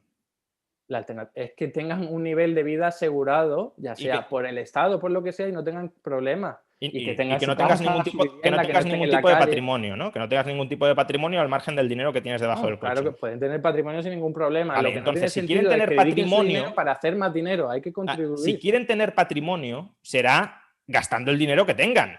Bien, entonces, si la demanda de dinero cae, e insisto, el grueso de la demanda de dinero ni siquiera es la demanda de dinero de las familias. La demanda de dinero hoy en día está concentrada en demanda de dinero, por ejemplo, de grandes empresas, de fondos institucionales. Esa es la demanda de dinero que cuenta para estabilizar el valor del dinero o no, porque es donde se concentra. Como que no. Nada. O sea, el valor del dinero lo establece el Banco Central, una decisión política por la Junta de Directiva en el Banco Central correspondiente. ¿Ah, sí? Entonces, el Banco Central de Turquía, por ejemplo, ¿por qué no establece la estabilidad de precios? ¿Eso qué tiene que ver? Hombre, si me estás diciendo que un banco central puede fijar el valor del dinero... El precio del dinero, el tipo de interés... No, una cosa es el tipo de interés. No, ese es el precio del dinero, convencionalmente hablando. El dinero tiene muchos precios. Hablando de finanzas. El dinero tiene muchos precios. Tiene un precio contra dinero futuro, que es el tipo de interés, tiene un precio contra otras divisas, que es el tipo de cambio, y tiene un precio contra el resto de bienes, que es el IPC. En todo caso... Pues acláralo cuando hables del precio del dinero. No, sí, pero que el Banco Central, como mucho, puede intentar fijar uno de esos tres precios. Pero los otros dos no los puede fijar. Y los otros dos... No, pero puede influir. Claro que influye, puede influir para generar inflación si intenta fijar un precio intertemporal del dinero demasiado bajo. Entonces, ¿qué pasa si que ni está ni se la espera, ¿no? Bueno, si la demanda de dinero cae, y la demanda de dinero puede caer, lo que tiene que hacer el Banco Central es retirar dinero. Creo que eso... No.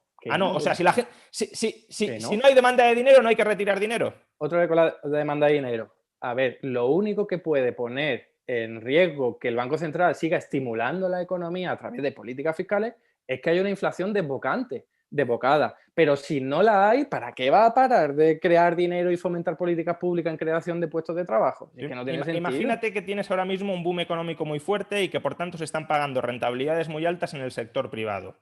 ¿Bien? Y por tanto los bancos pueden ofrecer financiación a tipos de interés más altos y quieren captar financiación también a tipos de interés más altos. ¿La gente va a querer tener dinero atesorado o va a querer invertir ese dinero en esos nuevos proyectos a altas rentabilidades? El tipo de interés, ese incluso depende del tipo de interés de referencia del Banco Central correspondiente. ¿Pero cómo me estás diciendo que la rentabilidad de Apple depende del tipo de interés del Banco Central? Tipo de interés de todos los mercados depende del tipo de interés de referencia. Eso además es una obviedad en términos de entonces, ¿por qué Apple tiene un ROA del 10 o del 15%? Pero el tipo de interés de sus activos va a depender siempre de no me estás del tipo contestando. de interés de referencia. Es decir, ¿por qué hay empresas que tienen una tasa de rentabilidad sobre activos del 10 o del 15%? Me estás poniendo ejemplo. Voy a poner si el Banco Central fija el tipo de interés al 0%, porque hay empresas que ganan un 10, un 15 o un 20% sobre sus activos. Pero que esos son los beneficios, no es el bueno, tipo pues de es lo que te estoy diciendo, la rentabilidad sobre los activos. El dinero. Todos los bancos tienen que prestar a un tipo de interés relacionado con el tipo de interés de referencia. Pero ya que preguntas por ejemplos de políticas fiscales en las que se haya hecho esto, joder, hasta los años 80, incluso 90, o sea, todos los gobiernos de todas las economías el Banco Central respaldaba la política fiscal. ¿Y qué es lo que pasó? Que tuvimos el periodo de crecimiento económico capitalista más importante de todos, cuando se empezaron a aplicar políticas liberales de restricción de salario, contención de salario, liberalización comercial, liberalización financiera, restricción fiscal. Lo que tuvimos son tasas de crecimiento muy inferiores. Y esos son datos, se puede comparar, ¿eh? Los años dorados del capitalismo fue cuando el Banco Central respaldaba las políticas fiscales. Y ahora no se hace. Y así nos va, así nos va. A ver, Eduardo, por este punto, muy breve, perdona. Vale. Primero, en los años dorados que dices del capitalismo, el precio del petróleo valía una décima parte que ahora. Por tanto, el coste de la energía era baratísimo y el coste de la energía tiene una correlación muy directa con la capacidad de crecimiento económico. Segundo, me estás diciendo bancos centrales que respaldaban la política fiscal. ¿Qué déficit público había en los años 60 o en los años 50? Si Estados Unidos tuvo años con superávit. Porque había crecimiento económico y el crecimiento económico impulsado por ese gasto público. Si es que ¿Cuál era el gasto público en esos años? ¿Cuál era el tamaño del Estado en esos años? Mucho más importante que ahora. ¿Pero cómo que mucho más importante que ahora? Si el gasto público en la mayoría de Occidente era el 20-30% del PIB y ahora estamos en el 50%. Eso en los primeros años del capitalismo dorado. Pero en los años 60 y 70 no. No, en los años... El gasto público llega al máximo desde el año 80 y se ha mantenido en ese nivel hasta ahora. Por culpa de las políticas neoliberales. Bueno, eso sí, es lo vale, que me refería. Y por eso no va tan pero mal. Que estamos por eso China, que era un país feudal hasta hace muy poquito tiempo, agrario, es ahora una potencia económica que le puede plantar cara a Estados Unidos porque no aplican políticas neoliberales, aplican políticas intervencionistas, que sí que es capitalismo y de Estado, es muy raro todo, pero eso es lo que explica que estén mucho mejor. O sea, es que es impresionante Primero, cómo que no están mucho mejor. No se da cuenta. No sé por qué sacas el ejemplo de China. No sé por qué porque tiene una política fiscal ultra expansiva, están invirtiendo en su educación, en su infraestructura, en su tecnología, en su industria, y aquí hacemos lo contrario por culpa de las políticas neoliberales y de los principios de la teoría económica convencional. No sé por qué antes de centrarnos en China, habéis hablado del rol del Banco Central y habéis hablado de distintas políticas económicas. ¿Qué pensáis sobre las políticas aplicadas por la Federal Reserve? ¿Quién va mejor encaminado? Bueno, yo creo que los dos bancos centrales han aplicado políticas similares. En el caso de la Reserva Federal ha intentado monetizar, comprar muchos más activos del sector privado que en el caso del Banco Central Europeo, que básicamente lo que ha intentado el Banco Central Europeo ha sido socializar las pérdidas o los riesgos, si no hablamos de pérdidas, entre los estados soberanos, porque creo que aquí sí podemos coincidir, si España no tuviese, el Estado español no tuviese el respaldo del Banco Central Europeo, los tipos de interés estarían mucho más altos de lo que están ahora mismo. Si Grecia no tuviese el respaldo del Banco Central Europeo, los tipos de interés estarían... Para eso está el Banco Central. Lo que era absurdo era lo que el Banco Central no está para socializar riesgos. No es socializar riesgos.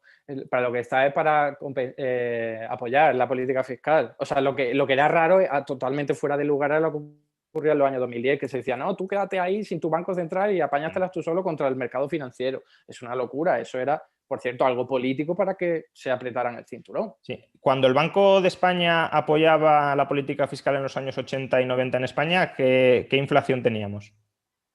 ¿Y qué problema hay cuando había crecimiento económico? Es que a veces parece que la inflación es aquí el mal del mundo, pero los años de mayor crecimiento de toda la historia del capitalismo han sido con unos tipos de inflacionarios que no superaban el 10%, que también es importante decirlo, que es que a veces La creencia de la inflación habla de que parece que es un embarazo, ¿no? Que tiene que ser 9 meses. Pues no, la inflación puede crecer, pero no tiene por qué convertirse en hiperinflación. No, Que vale. las hiperinflaciones No, claro. No, la hiperinflación, puedes tener inflación muy alta como en Argentina, puedes tener inflación Sí. altísima como en Venezuela, o puedes tener inflaciones inflaciones altas pero no desbocadas como las que tenía el sur de Europa. Bueno, pero fíjate, si le preguntas a la gente en los años 90 cómo vivía, es que vivía mucho mejor que ahora en términos de bienestar. Tenían su propia casa muy temprano, hacían su familia, trabajaba sobre una persona y tenían un trabajo estable. O sea, a lo mejor no tenían móviles ni podían tener YouTube, pero vivían en términos materiales mejor que ahora. Y en los años 80 también. ¿Eh? En los años 80 también. Después de una dictadura... Sí, con la reconversión industrial, con las tasas de paro del 20 o del 25%, con políticas fiscales expansivas y con políticas monetarias expansivas. Esas se vivía políticas muy bien. fiscales fueron las que permitieron crecer el estado del bienestar, además en un momento de crisis internacional. O sea, que fue una epopeya, fue un éxito total de la economía española. Bastante que creció eso. La segunda mitad de los 80, poca crisis internacional, y teníamos tasas de paro por encima del 20% y tasas de inflación igualmente desbocadas. De hecho, en los años 90, si se empiezan a controlar las tasas de inflación y empieza a haber bonanza económica, es porque fijamos nuestra moneda con el resto de monedas europeas y eso restringe nuestra capacidad de monetizar déficits en los años 90. Y eso es precisamente el problema en el que estamos inmersos hoy día, que dependemos de un Banco Central Europeo. Has dicho que los 90 fueron una década muy buena, cuando fue una década en la que Comisión estuvimos Europea ligados le da la gana de que recortemos en salario, pensión, etcétera, etcétera, lo hacemos. Y baja aquí y quiere que cambiemos la Constitución española. Esa es pérdida de soberanía nacional.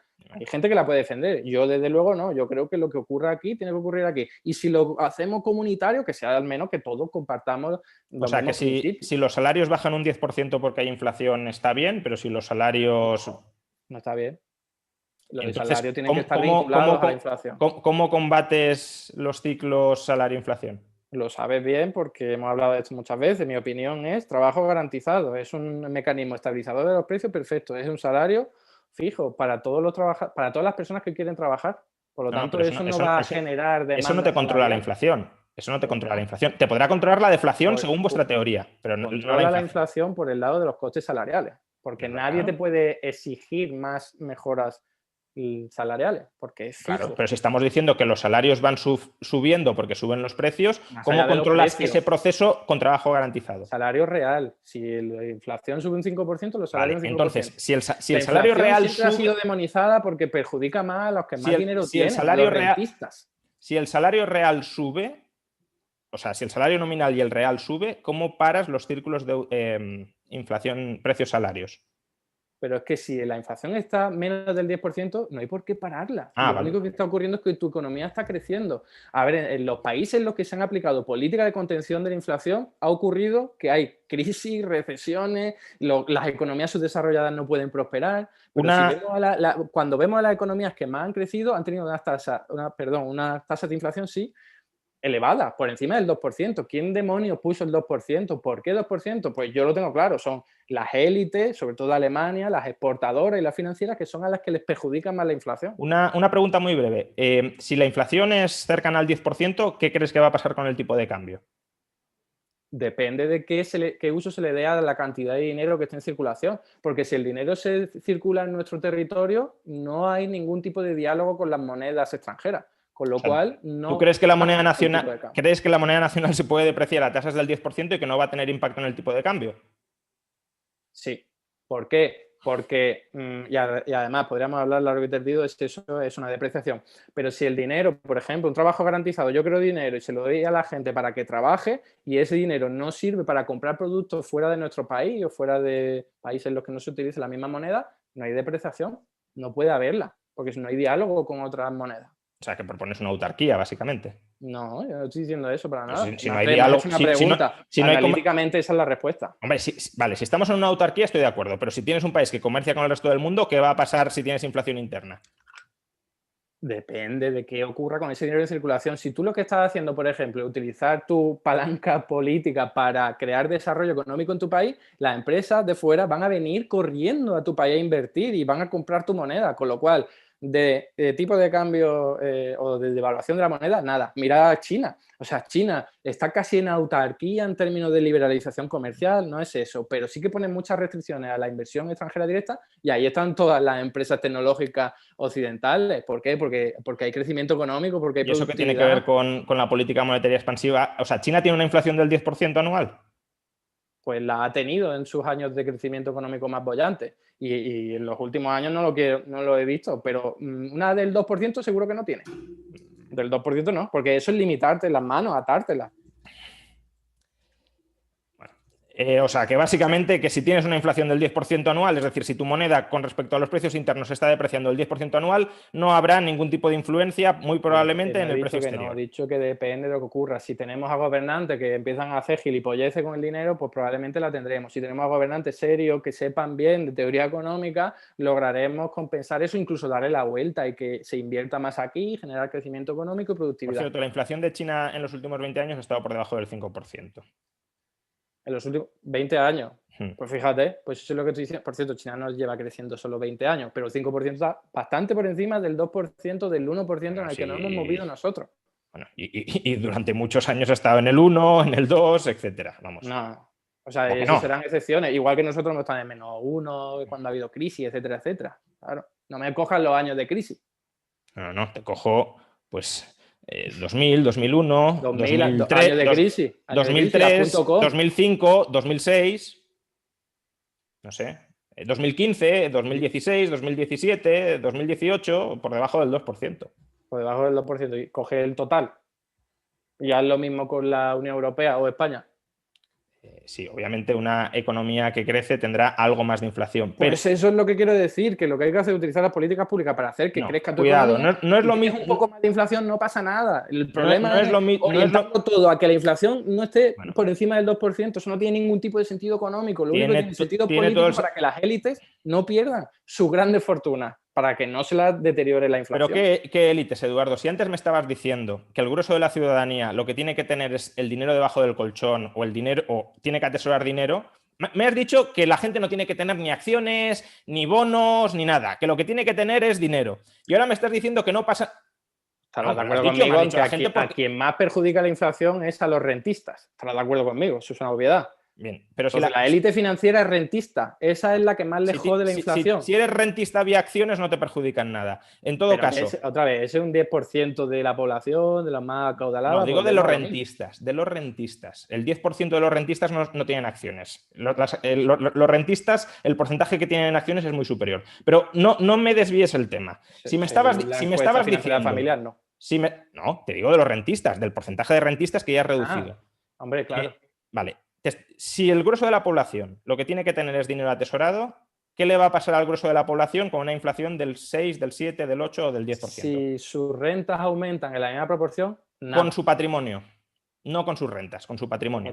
Si tienen su casa ahí, incluso su segunda vivienda. No, te estoy diciendo el ahorro que tengan en dinero. No sé por qué esa obsesión con fijarse en lo financiero, que la gente mayoritaria de nuestros países viven de sus trabajos, de sus salarios, viven de sus pensiones. ¿Tu idea es que no tengan ni siquiera ahorro en dinero? ¿Cómo? Es que no entiendo. Pueden tenerlo, lo que quiero decir es que lo importante, lo primordial, las rentas importantes de una persona normal y corriente son las salariales. Vale, sí, que a los rentistas les va a perjudicar aunque tengan sus rentas de dividendos de acciones. Lo que te estoy preguntando es, al grueso de la población que tenga ahorro en dinero, ¿cómo le va a afectar una inflación del 7 o del 8%? A su patrimonio, no a sus rentas. Ya lo he contestado. No, a su patrimonio. ¿Pero qué patrimonio? Que pues la gente no tiene ni vivienda. Es que yo no sé ni qué hacemos hablando. Si vamos a hablar solo de la élite, me está dando la razón. La gente que tiene su patrimonio en fondos de inversiones les va a joder. Y eso estoy hablando de fondos. Que te estoy hablando de la cuenta corriente para ello. Te estoy hablando de la cuenta corriente en el banco. Que si aumenta el 5%, el patrimonio de la renta, El patrimonio en cuentas corrientes del grueso de la población. Bueno, pero para eso se tiene que revalorizar, ¿no? Si estamos hablando que se puede revalorizar a un tanto por ciento que vaya a ser compatible con la inflación, ni siquiera hay pérdida de patrimonio. Pero tú me estás hablando de la renta, yo te estoy hablando del ahorro que tengan en cuenta corriente. Si una persona tiene 10.000 euros en cuenta corriente y los precios suben un 10%, ¿qué le pasa a ese ahorro en la cuenta corriente? Que le has hecho una Depende de quita qué del hagan 10%. con él, ¿no? Si se le está revalorizando en el depósito al 10%, nada. Claro, si los tipos de interés están al 10%. Entonces, ¿los rentistas cómo van a perder con la inflación? ¿Es que los bonos no van a pagar también el 10%? ¿Cómo?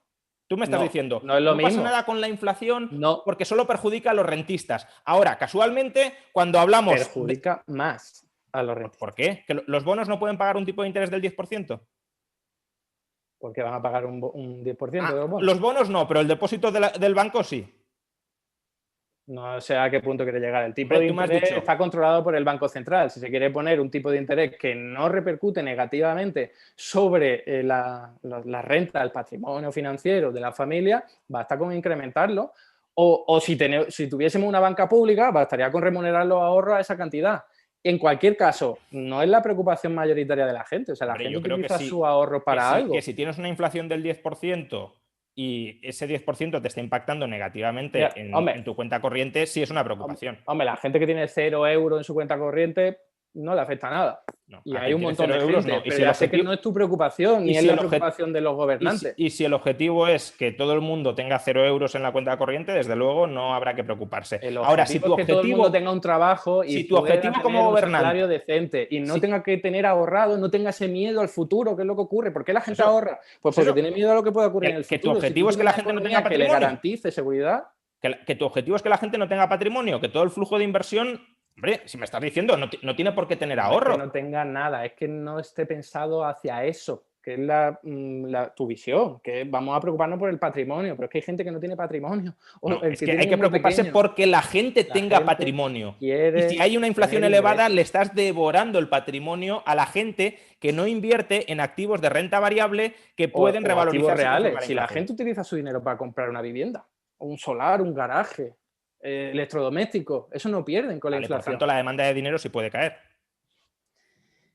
De acuerdo, me están diciendo, perdona, que hay bastantes preguntas del público y que están relacionadas con estos temas, así que si os parece, pasamos al minuto de oro y hacéis un resumen de vuestras posiciones durante el debate y pasamos a las preguntas del público. Gracias.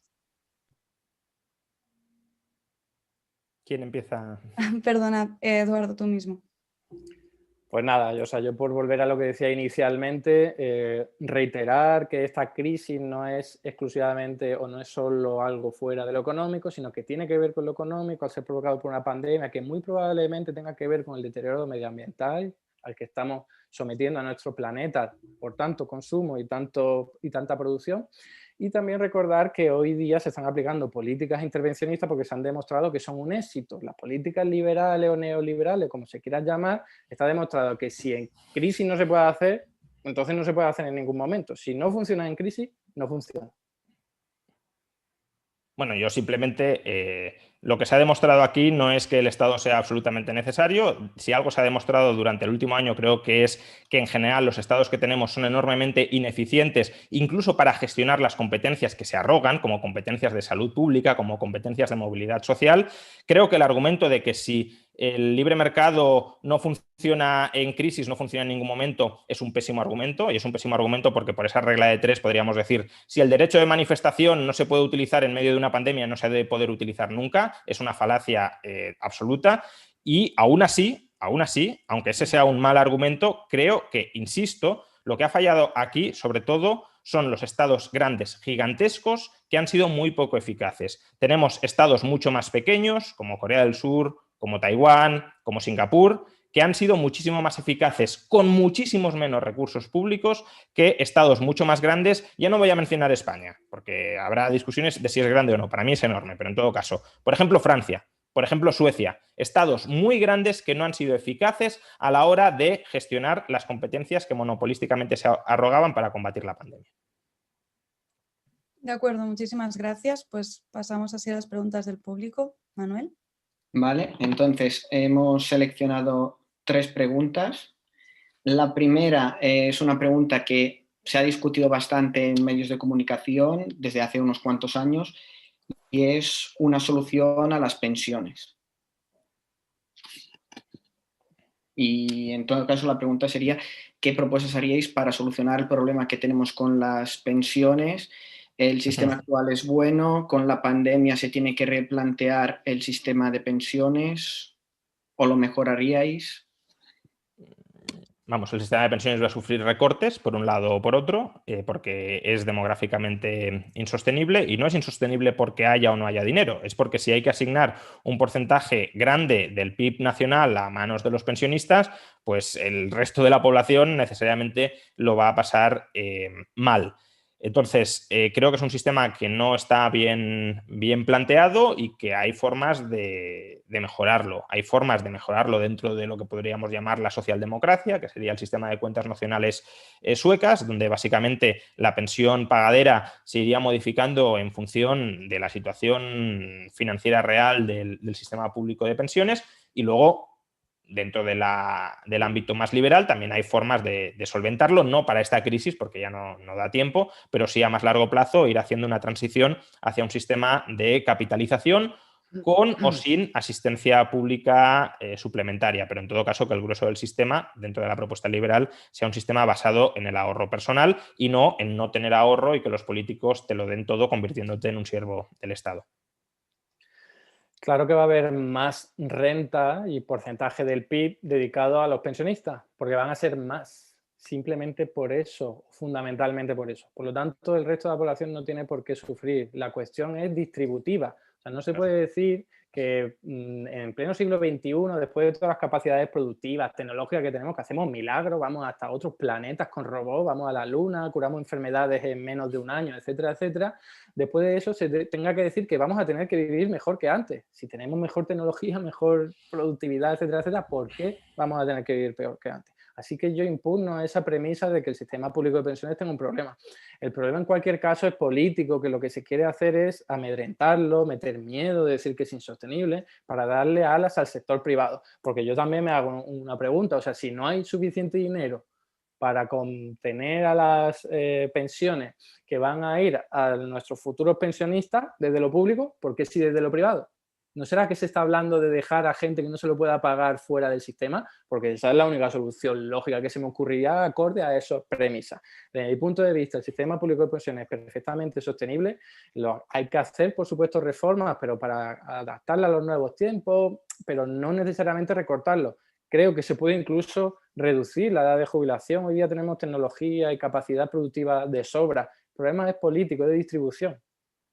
A ver, el problema, obviamente, dice Eduardo, habrá más pensionistas y por tanto es lógico que tengan un mayor porcentaje del PIB en el futuro. Sí, el problema es que los pensionistas no producen PIB. Por tanto, si los pensionistas no producen PIB y se quedan con un mayor porcentaje del PIB, a los que sí producen PIB, que es el grueso de la población trabajadora, les va a quedar un menor PIB. Y yo no estoy hablando de que los pensionistas tengan que vivir peor en el futuro de lo que viven hoy. Ese yo creo que no es el planteamiento y tampoco es el escenario base de casi nadie.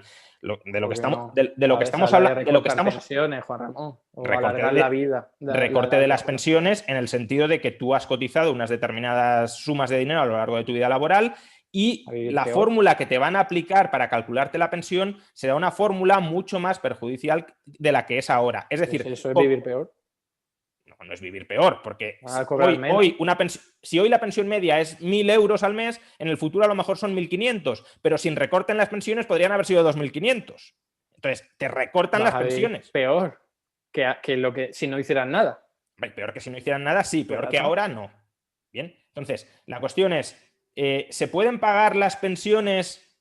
O sea, ¿se puede destinar el porcentaje del PIB que alternativamente se destinaría sin recortes? Si lo destinas a los pensionistas, tendrás que recortar a la población trabajadora. Es decir, tendrán que pagar mucho más para no recibir tampoco mucho más. A ver, por un lado, o sea, los pensionistas sí contribuyen a aumentar el PIB porque se encargan de cuidados, se encargan de actividades que son importantes también para que otras personas puedan producir en términos monetarios y que eso compute para el PIB. Pues pagales. Al margen de eso, que podría ser debatible, etcétera, etcétera, no nos podemos olvidar de la productividad. O sea, tenemos capacidades productivas tecnológicas, a eso me he referido, para que con pocos trabajadores, ayudados por robots, ayudados por máquinas, puedan producir muchísimo más para muchas más personas. Esa es la clave. O sea, los pensionistas lo único que les debe preocupar a los de ahora y a los del futuro es si en la actualidad o en el futuro hay suficiente gente para producir los bienes y servicios que ellos necesitan. Y vale, claro entonces, que la hay. Eduardo, ¿por qué no adoptamos un sistema que es ajustable? En el sentido de, si en el futuro hay tantísimos robots que aumenta tanto la productividad, que las pensiones suban. Pero si esos robots y ese aumento brutal de la productividad que tú pronosticas y que puede llegar o puede no llegar, no llegan, pues entonces habrá que ajustar a la baja a las pensiones. Políticas neoliberales no va a llegar, bueno, porque no si no hace nada del Estado no se llega. No pero eso es rendirse. Estamos hablando de la fórmula para pagar las pensiones. Si tú dices que se van a poder pagar porque va a haber muchísimos robots, pues creemos una fórmula que si la productividad aumenta mucho, las pensiones aumenten. Y si la productividad no aumenta porque no llegan esos robots, las pensiones no aumenten. En esa fórmula ajustable a la realidad, ¿qué es lo que te molesta? Me molesta que solo se piense en términos de productividad. Eso por un lado. Pero sí, tú has hablado de la productividad. He hablado de distribución, Juan Ramón, he hablado de distribución. Lo que no puede ser es que haya gente cobrando una pensión de 2.700 euros y al mismo tiempo gente de 400 euros. Entonces quieres cambiar el sistema de pensiones. Y al mismo tiempo gente cobrando una pensión privada que es ya de 5.000 euros al día, como el número 2 del BBVA que se jubiló con 55 años. Ese será tu futuro y tu proyecto, pero el mío no. Yo quiero que todo el mundo tenga garantizado su nivel de vida. Eduardo, entonces quieres cambiar y quieres recortar el sistema, porque actualmente tenemos un sistema contributivo. El sistema capitalista, ¿te refieres a ese? No, el sistema de pensiones. El sistema de pensiones. No, muy rápido. Ahora tenemos un sistema de pensiones contributivo. Y tú lo que estás proponiendo es pasar a un sistema de pensiones asistencial. Eso, hombre, asistencial que no tiene por qué ser de pensiones mínimas, pero asistencial en el sentido de que lo que cobres no vaya de la mano de lo que has cotizado. Solidario lo llamaría yo. Vale, pues llámalo solidario, me da igual. Tú quieres cambiar el sistema contributivo actual a un sistema solidario, donde lo que cobres como pensión no esté relacionado con lo que hayas cotizado. Por tanto, a todos los que han cotizado más de lo que vas a pagar con el sistema solidario, les vas a recortar, porque habrán cotizado mucho. Bueno, vas a cambiar la fórmula de cálculo de la pensión. Pero si puedes verlo en las propuestas políticas, vale, pues si queréis recortar el sistema. Es limitar el máximo de la base de cotización, pues por ejemplo. Perdón, es de estoparlo. Sí, pero con eso no basta. Las pensiones máximas. Con eso no basta. Bien. ¿Que basta para qué? Según tu planteamiento totalmente apocalíptico de que no vamos a tener productividad y que va a haber muchos ancianos. Pero vaya, no, pues si no llega a ese... Si lo que sucede en el futuro es tu planteamiento tecnooptimista, ojalá, pues entonces... Depende de las políticas que hagamos hoy. Bueno, vale, pues ajustemos la fórmula de cálculo en función de la evolución, de la productividad, del crecimiento económico, del número de robots. Ajustemos la fórmula de cálculo. No me digas, como estoy convencido de que vamos a tener muchos robots y la productividad va a ser inmensa, nos podemos despreocupar del futuro. O sea, es que yo apuesto por un futuro así en el que el Estado tome las riendas. Tu visión es que las empresas hagan lo que quieran y si no invierten en robots, pues tenemos un problema. Que mi pensión dependa de tu apuesta personal es muy grave. ¿Mi apuesta personal de qué? Yo digo como proyecto político. De que vamos a tener robots y de que esto será mejorar las condiciones de vida de nuestra gente y la productividad. Bueno, pero eso es una apuesta tuya con un fundamento relativo. Ajustemos las pensiones en función de la realidad del país en cada momento. Perdonad que si no aquí alargamos mucho esta pregunta, que tenemos otras dos. Y la siguiente es, ¿qué podría ir mejor para sanidad? ¿Mayores fondos o menores, pero mejor enfocados? Siempre con la situación que estamos viviendo, relacionarla. Y se tienen que destinar más, menos fondos, enfocarlos de una forma distinta. ¿A sanidad te refieres? ¿Fondos? Dinero, imagino, financiación. Sí. Fondos europeos, los fondos. Presupuesto también del Estado que se esté gestionando en este momento. O sea, a ver, ahora está claro que hace falta más inversión en sanidad para hacer frente a la pandemia, porque es un gasto extraordinario al que hay que hacer frente y 2/3 del sistema sanitario español son públicos. Por tanto, es lógico que el mayor peso del aumento del gasto extraordinario en sanidad en estos momentos va a tener que ser público por la estructura ahora mismo del sistema. A medio largo plazo, ya he dicho que el gasto en sanidad va a aumentar, salvo que tengamos una mejora de productividad en el sistema sanitario, que creo que es a lo que habría que aspirar, que abarate los costes de los tratamientos, que abarate los costes de los medicamentos, que abarate los costes de las tecnologías, de la maquinaria que se emplee en sanidad. Y la cuestión es, ese aumento del gasto, salvo que vaya contrarrestado por una reducción de costes que se va a vivir en sanidad, ¿queremos canalizarlo a través del sector público o queremos que cada persona pueda autogobernarse y pueda destinar la parte de su renta que no le quita el Estado a cuánto quiere gastar más en sanidad o no? Yo creo que es de sentido común que lo preferible es respetar la libertad individual de cada cual para autogobernar su vida. Si luego, efectivamente, como puede haberlas, hay personas que quedan descolgadas del sistema, que no tienen transitoriamente ingresos, que tienen un problema para acceder a la sanidad, ahí puede haber un rol vía cheques sanitarios, por ejemplo, o vía subsidios directos para esas personas para que puedan acceder al sistema sanitario privado. Puede haber incluso un sistema sanitario público de carácter subsidiario para aquellos que quieran utilizar ese sistema sanitario público. Lo que no tiene sentido es decir, como va a haber gente que no pueda comprar en los supermercados, que los supermercados sean públicos, que el personal del supermercado sean funcionarios, que los granjeros y las máquinas de tractores sean empresas estatales. No, creo que se puede dar respuesta al problema de insuficiencia de renta para comprar comida, para comprar vestimenta, sin necesidad de que la provisión de todo eso sea pública o de que el sector público esté muy encima, controlando muy directamente las condiciones de provisión de ese servicio, sea la alimentación, sea la sanidad. Bueno, yo no voy a entrar en los puntos de Juan Ramón porque si no, no damos paso a más preguntas. Solo dar mi opinión al respecto, acorde a la pregunta, ¿no?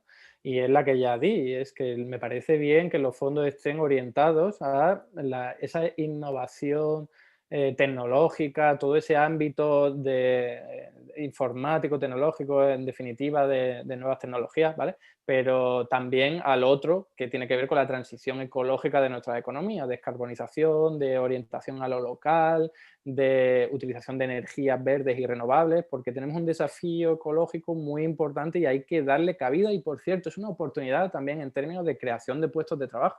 De ahí que cuando yo hable de trabajo garantizado, que es una propuesta que consiste en que el Estado crea empleo para todo aquel que lo necesite, evidentemente no sería para pintar una pared una y otra vez solo por el hecho de crear un puesto de trabajo, sino para ponerlo en funcionamiento y crear bienes y servicios sociales, ecológicos, culturales, para que la gente viva mejor y además combatir los desafíos medioambientales. Y esto no solo con los fondos europeos, sino también con las capacidades financieras de un Estado, que si tiene un banco central que le respalde, son financieramente infinitas. Otra cosa es lo que ocurre con la inflación y el tipo de cambio, pero financieramente no hay restricción. Vale, pues si os parece os hago la última pregunta del público. Y Solo ha habido 3. Sí, esta es la tercera. Solo hay 3. Bueno, más o menos por los tiempos que tenemos ahora para no alargarlo más, esta ya es más consistente. Hemos vivido en los últimos años un auge de las criptomonedas, sobre todo ahora en el último periodo del Bitcoin que se disparó, luego inició a caer un poco. Y nos han preguntado qué opináis sobre la moneda digital china gestionada por el Estado sin necesidad de bancos y que se está probando en regiones de China. Iniciaría con Eduardo porque mencionó bastantes veces China en todo el debate y soy el chino aquí. Pues, a ver, yo sobre las criptomonedas he escrito y me he informado mucho, un tema además complejo, tecnológico, que en algunos ámbitos evidentemente se me escapan, pero desde la teoría económica que yo utilizo, las destino a su fracaso absoluto siempre que no estén respaldados por los estados, que son los únicos que tienen poder y competencia para darle solidez y valor al dinero que se utilice. Hoy día las criptomonedas como el Bitcoin y otras no son dinero. Hoy día, de momento, al menos son activos financieros y que se utilizan de reserva y para especular y para cometer delitos y también para defraudar a Hacienda.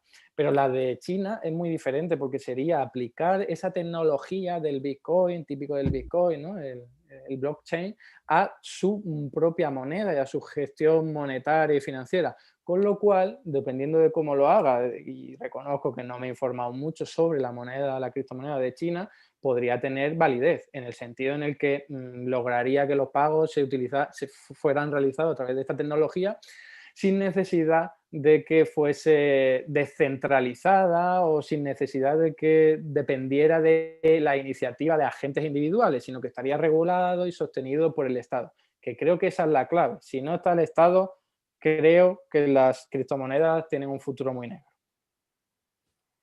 Supongo que esto es como lo de lo que se decía de Brasil, ¿no? Brasil es el país del futuro y siempre lo será. Pues con las criptomonedas están condenadas al fracaso y siempre lo estarán, aunque cada vez pues más gente las use y su valor se haya multiplicado exponencialmente. No sé si Eduardo pronostica que Bitcoin va a volver a un valor de cero. Volverá a caer seguro. No, caer no, caer también te lo pronostico yo. Te digo si va a volver a cero o no. Pues si los estados se ponen como Christine Lagarde dijo hace poco, que había que regular las criptomonedas, ya verás cómo bajan. No, que baje... O bajan o a cero. Si se ponen te estoy hablando de si va a caer a cero, porque tú dices, eso es un fracaso. Y si se persigue toda actividad realizada con Bitcoin, ya verás cómo eso se va al garete. Si las autoridades públicas quieren hacerlo fracasar, lo hacen. Vale. En todo caso, tu premisa de partida es que será el Estado el que boicotee las criptomonedas, pero según tu teoría económica deberían fracasar sin necesidad de que el Estado boicotee nada. No. Bueno, lo va a boicotear porque es competencia en el monopolio de la moneda. Si no tienen el respaldo del Estado, eso está condenado al fracaso. No, y ahora ya dices, si el Estado las persigue, está condenado al fracaso. Que eso, incluso eso es discutible, pero no es lo mismo. Por las dos cosas, por las dos. O sea, te reconocería que incluso sin necesidad de intervención y de sanciones, no prosperaría. Otra cosa es que llegue a cero, que es lo que tú has preguntado. Bueno, hombre, sí. Pero si se mantiene marginal, es que yo también llevo escuchando, yo llevo pronosticando el fracaso de Bitcoin desde hace tiempo, pero también sigo escuchando desde hace tiempo el Bitcoin va a ser el futuro. Pues llevamos ya un montón de años escuchando eso. Claro, sí, no. Yo personalmente no he pronosticado, a lo mejor me equivoco, que Bitcoin vaya a ser el futuro. Y no, y lo sé, pero lo aclaro. Que Bitcoin vaya a sustituir a todas las monedas, yo eso no lo creo. Es decir, creo que las monedas estatales tienen una ventaja competitiva muy grande porque los estados efectivamente están detrás y al obligar a utilizarlas, eso les da un soporte que no tienen otras monedas. Bien, eso no significa que las otras monedas no sean moneda o que las otras monedas no puedan tener un éxito enorme o que si el Estado abusa de su monopolio monetario o de su presunto monopolio monetario, de su querencia de monopolio monetario y hay una inflación del 10% o del 15% o del 20% como la que tú mencionabas, entonces las criptomonedas y en particular Bitcoin sí sean o sí tengan mucho más éxito del que ya tienen. Porque actualmente ya lo tienen y ahí, bueno, eso es una cuestión más de definición de dinero, pero yo sí que disputo que Bitcoin no se esté utilizando como dinero. Claro que se está utilizando como dinero. Tú no puedes ir a una panadería a comprar el pan con Bitcoin. El dinero cumple tres funciones: medio de cambio, depósito de valor y unidad de cuenta. No de las tres funciones... A cortarte el pelo y pagar con Bitcoin. No todo dinero se utiliza para esas tres funciones. Si yo compro francos suizos, lo estoy comprando como dinero y no para ir a cortarme el pelo a una peluquería suiza. Tú que vives en España no lo compras como dinero, lo compras claro que lo compro como dinero. Tu valor, que sería una función la segunda del dinero que tú has definido así, que es una la segunda de las funciones del dinero, reserva líquida de valor. Y en el caso de Bitcoin se está utilizando así. La tecnología... Por lo tanto, no cumple las tres funciones que tú has definido. Las tres no, pero si cumple una de las tres. Si no cumple las tres, no es dinero. Tú mismo lo has dicho. Históricamente ha habido dineros que se han utilizado para una cosa y no para la otra. Tú mismo has dicho que tiene que cumplir tres funciones y no la cumple. Que el dinero tiene tres funciones o puede desempeñar tres funciones, no necesariamente que tenga que desempeñar las tres a la vez siempre. Pues entonces no es dinero. Bueno, vale, es una cuestión de definición. Yo a un depósito de valor líquido sí lo llamo dinero, no dinero como medio general de pagos, pero sí como depósito de valor. En todo caso, la tecnología que está detrás de las monedas digitales de los bancos centrales no es la misma que Bitcoin, es decir, no mezclemos temas. Y la diferencia fundamental la ha mencionado Eduardo. Estas monedas son monedas centralizadas, de validación centralizada. Es el Banco Central el que da el plácet de si se autorizan los pagos o no se autorizan los pagos. El Banco Central te puede confiscar esas monedas digitales y tú no tienes ninguna capacidad de reacción. Y la gran ventaja de Bitcoin es que es una moneda que se construye por consenso, se valida por consenso. No hay nadie centralizadamente que te pueda denegar un pago. Es la comunidad Bitcoin la que, digamos, se reúne virtualmente y la que valida las transacciones y la que valida tu posición continuada dentro de la red de Bitcoin. Y precisamente por eso, porque es muy difícilmente confiscable, incluso inconfiscable, Bitcoin tiene una utilidad monetaria clara, que es la de proteger tu patrimonio frente al parasitismo estatal, ya sea vía impago o vía inflación como la que quieres. Por eso lo utilizan los defraudadores, los delincuentes, los de tráfico de armas. Que no hay blanqueo no estoy diciendo que todo el mundo lo no haga hay así. Blanqueo de capitales, no hay... Digo que es perfecto para eso. No, es que primero, que sea perfecto es discutible, porque todas las transacciones quedan registradas en la red en el blockchain. Es verdad que hay mecanismos para evitar que sea fácil el rastreo, pero quedan registradas. Todas las transacciones son públicas. Dos, ¿El dinero en efectivo no es también fantástico para eso? 3, ¿la mayor parte del blanqueo de capitales no se articula a través de bancos regulados por bancos centrales? Y por eso está mucho más limitado y regulado, y en los paraísos fiscales llevan pues para estar mucho 30 más años limitado y siendo regulado casi combatidos. todo se canaliza por ahí. Y hoy día Andorra no es tan paraíso fiscal como antes, No, precisamente que el por 99% del blanqueo de capitales es a través del sistema bancario. Y a través del... Evidentemente, Bueno, pero pues es que hay mucho menos que lo que se hacía hace 20 años, porque hay ahora más regulación. bueno. O sea, es bueno escuchar. Pero Juan Ramón, que te estás contradiciendo, que tú has dicho que un banco central, si lo centraliza, puede decidir qué dinero va y no va y tal. O sea, que la competencia está. Otra cosa es que la voluntad política de los gobernantes actuales sea ayudar a la élite de amiguitas a defraudar. Claro, o sea, evidentemente el Banco Central, si conoce esas transacciones, que ahora mismo no las conoce todas ellas, las puede evitar, evidentemente, y parte del atractivo que tendrá para el Estado este tipo de monedas digitales será que el Estado podrá controlar todas las transacciones que hagamos, las lícitas y las ilícitas. Y si quiere calificar transacciones que hagamos nosotros de ilícitas, por ejemplo, China, si quiere cerrar la financiación que yo pueda darle a un periódico que critique al régimen comunista, China podrá hacerlo. Y por eso creo que es una cuestión de cariz democrático, pero si el de Estado, cariz, en vez de cariz entenderlo totalitario, como ese de agente estatalizarlo opresor todo. que tú entiendes, si lo entendieses como la representación democrática, claro, transparente, la representación de la voluntad democrática de todos puede los ciudadanos censurar. medido por sus correspondientes pesos, entonces cambiaría la historia muchísimo. No cambia, Eduardo.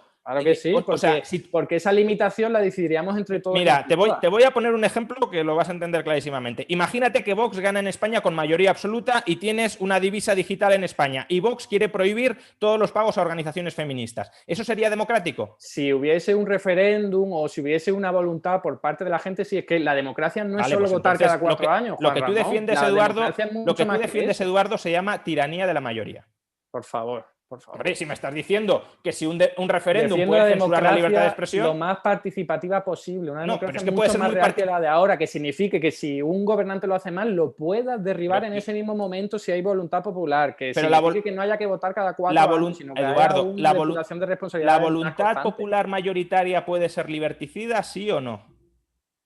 ¿Cómo? La voluntad Cuidado, en los principios democráticos siempre por encima de todo está el Estado de Derecho que respeta a las minorías. Ningún voto popular puede decidir matar a los judíos, por ejemplo. Eso no es democracia. Es que, claro, la concepción de democracia tiene que ser más amplia que la que tiene. Vale, en todo caso, le estás dando con las divisas digitales un poder enorme al Estado para calificar transacciones lícitas como ilícitas y que, por tanto, esas transacciones queden fuera. Y, por tanto, cuanto más se haga ese tipo de operaciones, cuanto más poder se le dé al Estado para controlar nuestras vidas a través del sistema de pagos, más importantes van a ser las criptodivisas para escaparnos del dominio estatal. Claro, perdón, solo lo último. O sea, si uno quiere escapar, pues para defraudar, etcétera, etcétera, eso es una cosa. Y otra cosa es escapar porque hay una tiranía que le impide de expresarse libremente en un medio de comunicación. Es que son dos cosas diferentes. Si pensamos en un Estado que de verdad es democrático, garante de los derechos humanos, etcétera, etcétera, no habría ningún tipo de problema. De lo que tú calificas como derechos humanos. Para mí, un Estado... No los califico yo, están ahí en un documento, madre mía. Para mí, un Estado que confisque un porcentaje muy alto de los impuestos de un ciudadano no está garantizando su propiedad privada y, por tanto, está atentando contra sus derechos humanos y, por tanto, intentar protegerte de la rapiña estatal a través de una criptomoneda también es protegerte del dominio estatal. Sin el Estado no tendría propiedad privada. Con muchísimo menos Estado y muchísimo menos confiscatorio tendrías propiedad. Con un Estado del 5% del PIB puedes tener perfectamente propiedad. Pensado para la élite. No, para la élite no, para cualquiera que adquiera pacíficamente propiedad. Y la propiedad no la adquieren únicamente pacíficamente las élites. No digamos que las no élites no son capaces de adquirir propiedad, porque entonces las estamos considerando como incapaces y no lo son. Pero nos estamos desviando un poco del tema de las criptomonedas, pero ya más o menos creo que damos por finalizado este punto, que lo hemos traído bastante. Y también se ha hecho y hemos llegado a las casi 2 horas de debate. Espero que hayáis estado a gusto y si queréis lo podemos repetir de aquí 3 meses o cuando queráis desde SFL y Postcrash. Os agradecemos siempre estas oportunidades y pues nada, un agradecimiento especial tanto a Juan Ramón y a Eduardo y a Patrick. Gracias a vosotros. Nada, muchas gracias a vosotros y también, por supuesto, a Eduardo, que siempre es un placer debatir. Gracias a ti, Juan Ramón. Hacía tiempo que no debatíamos. Sí, ya tocaba.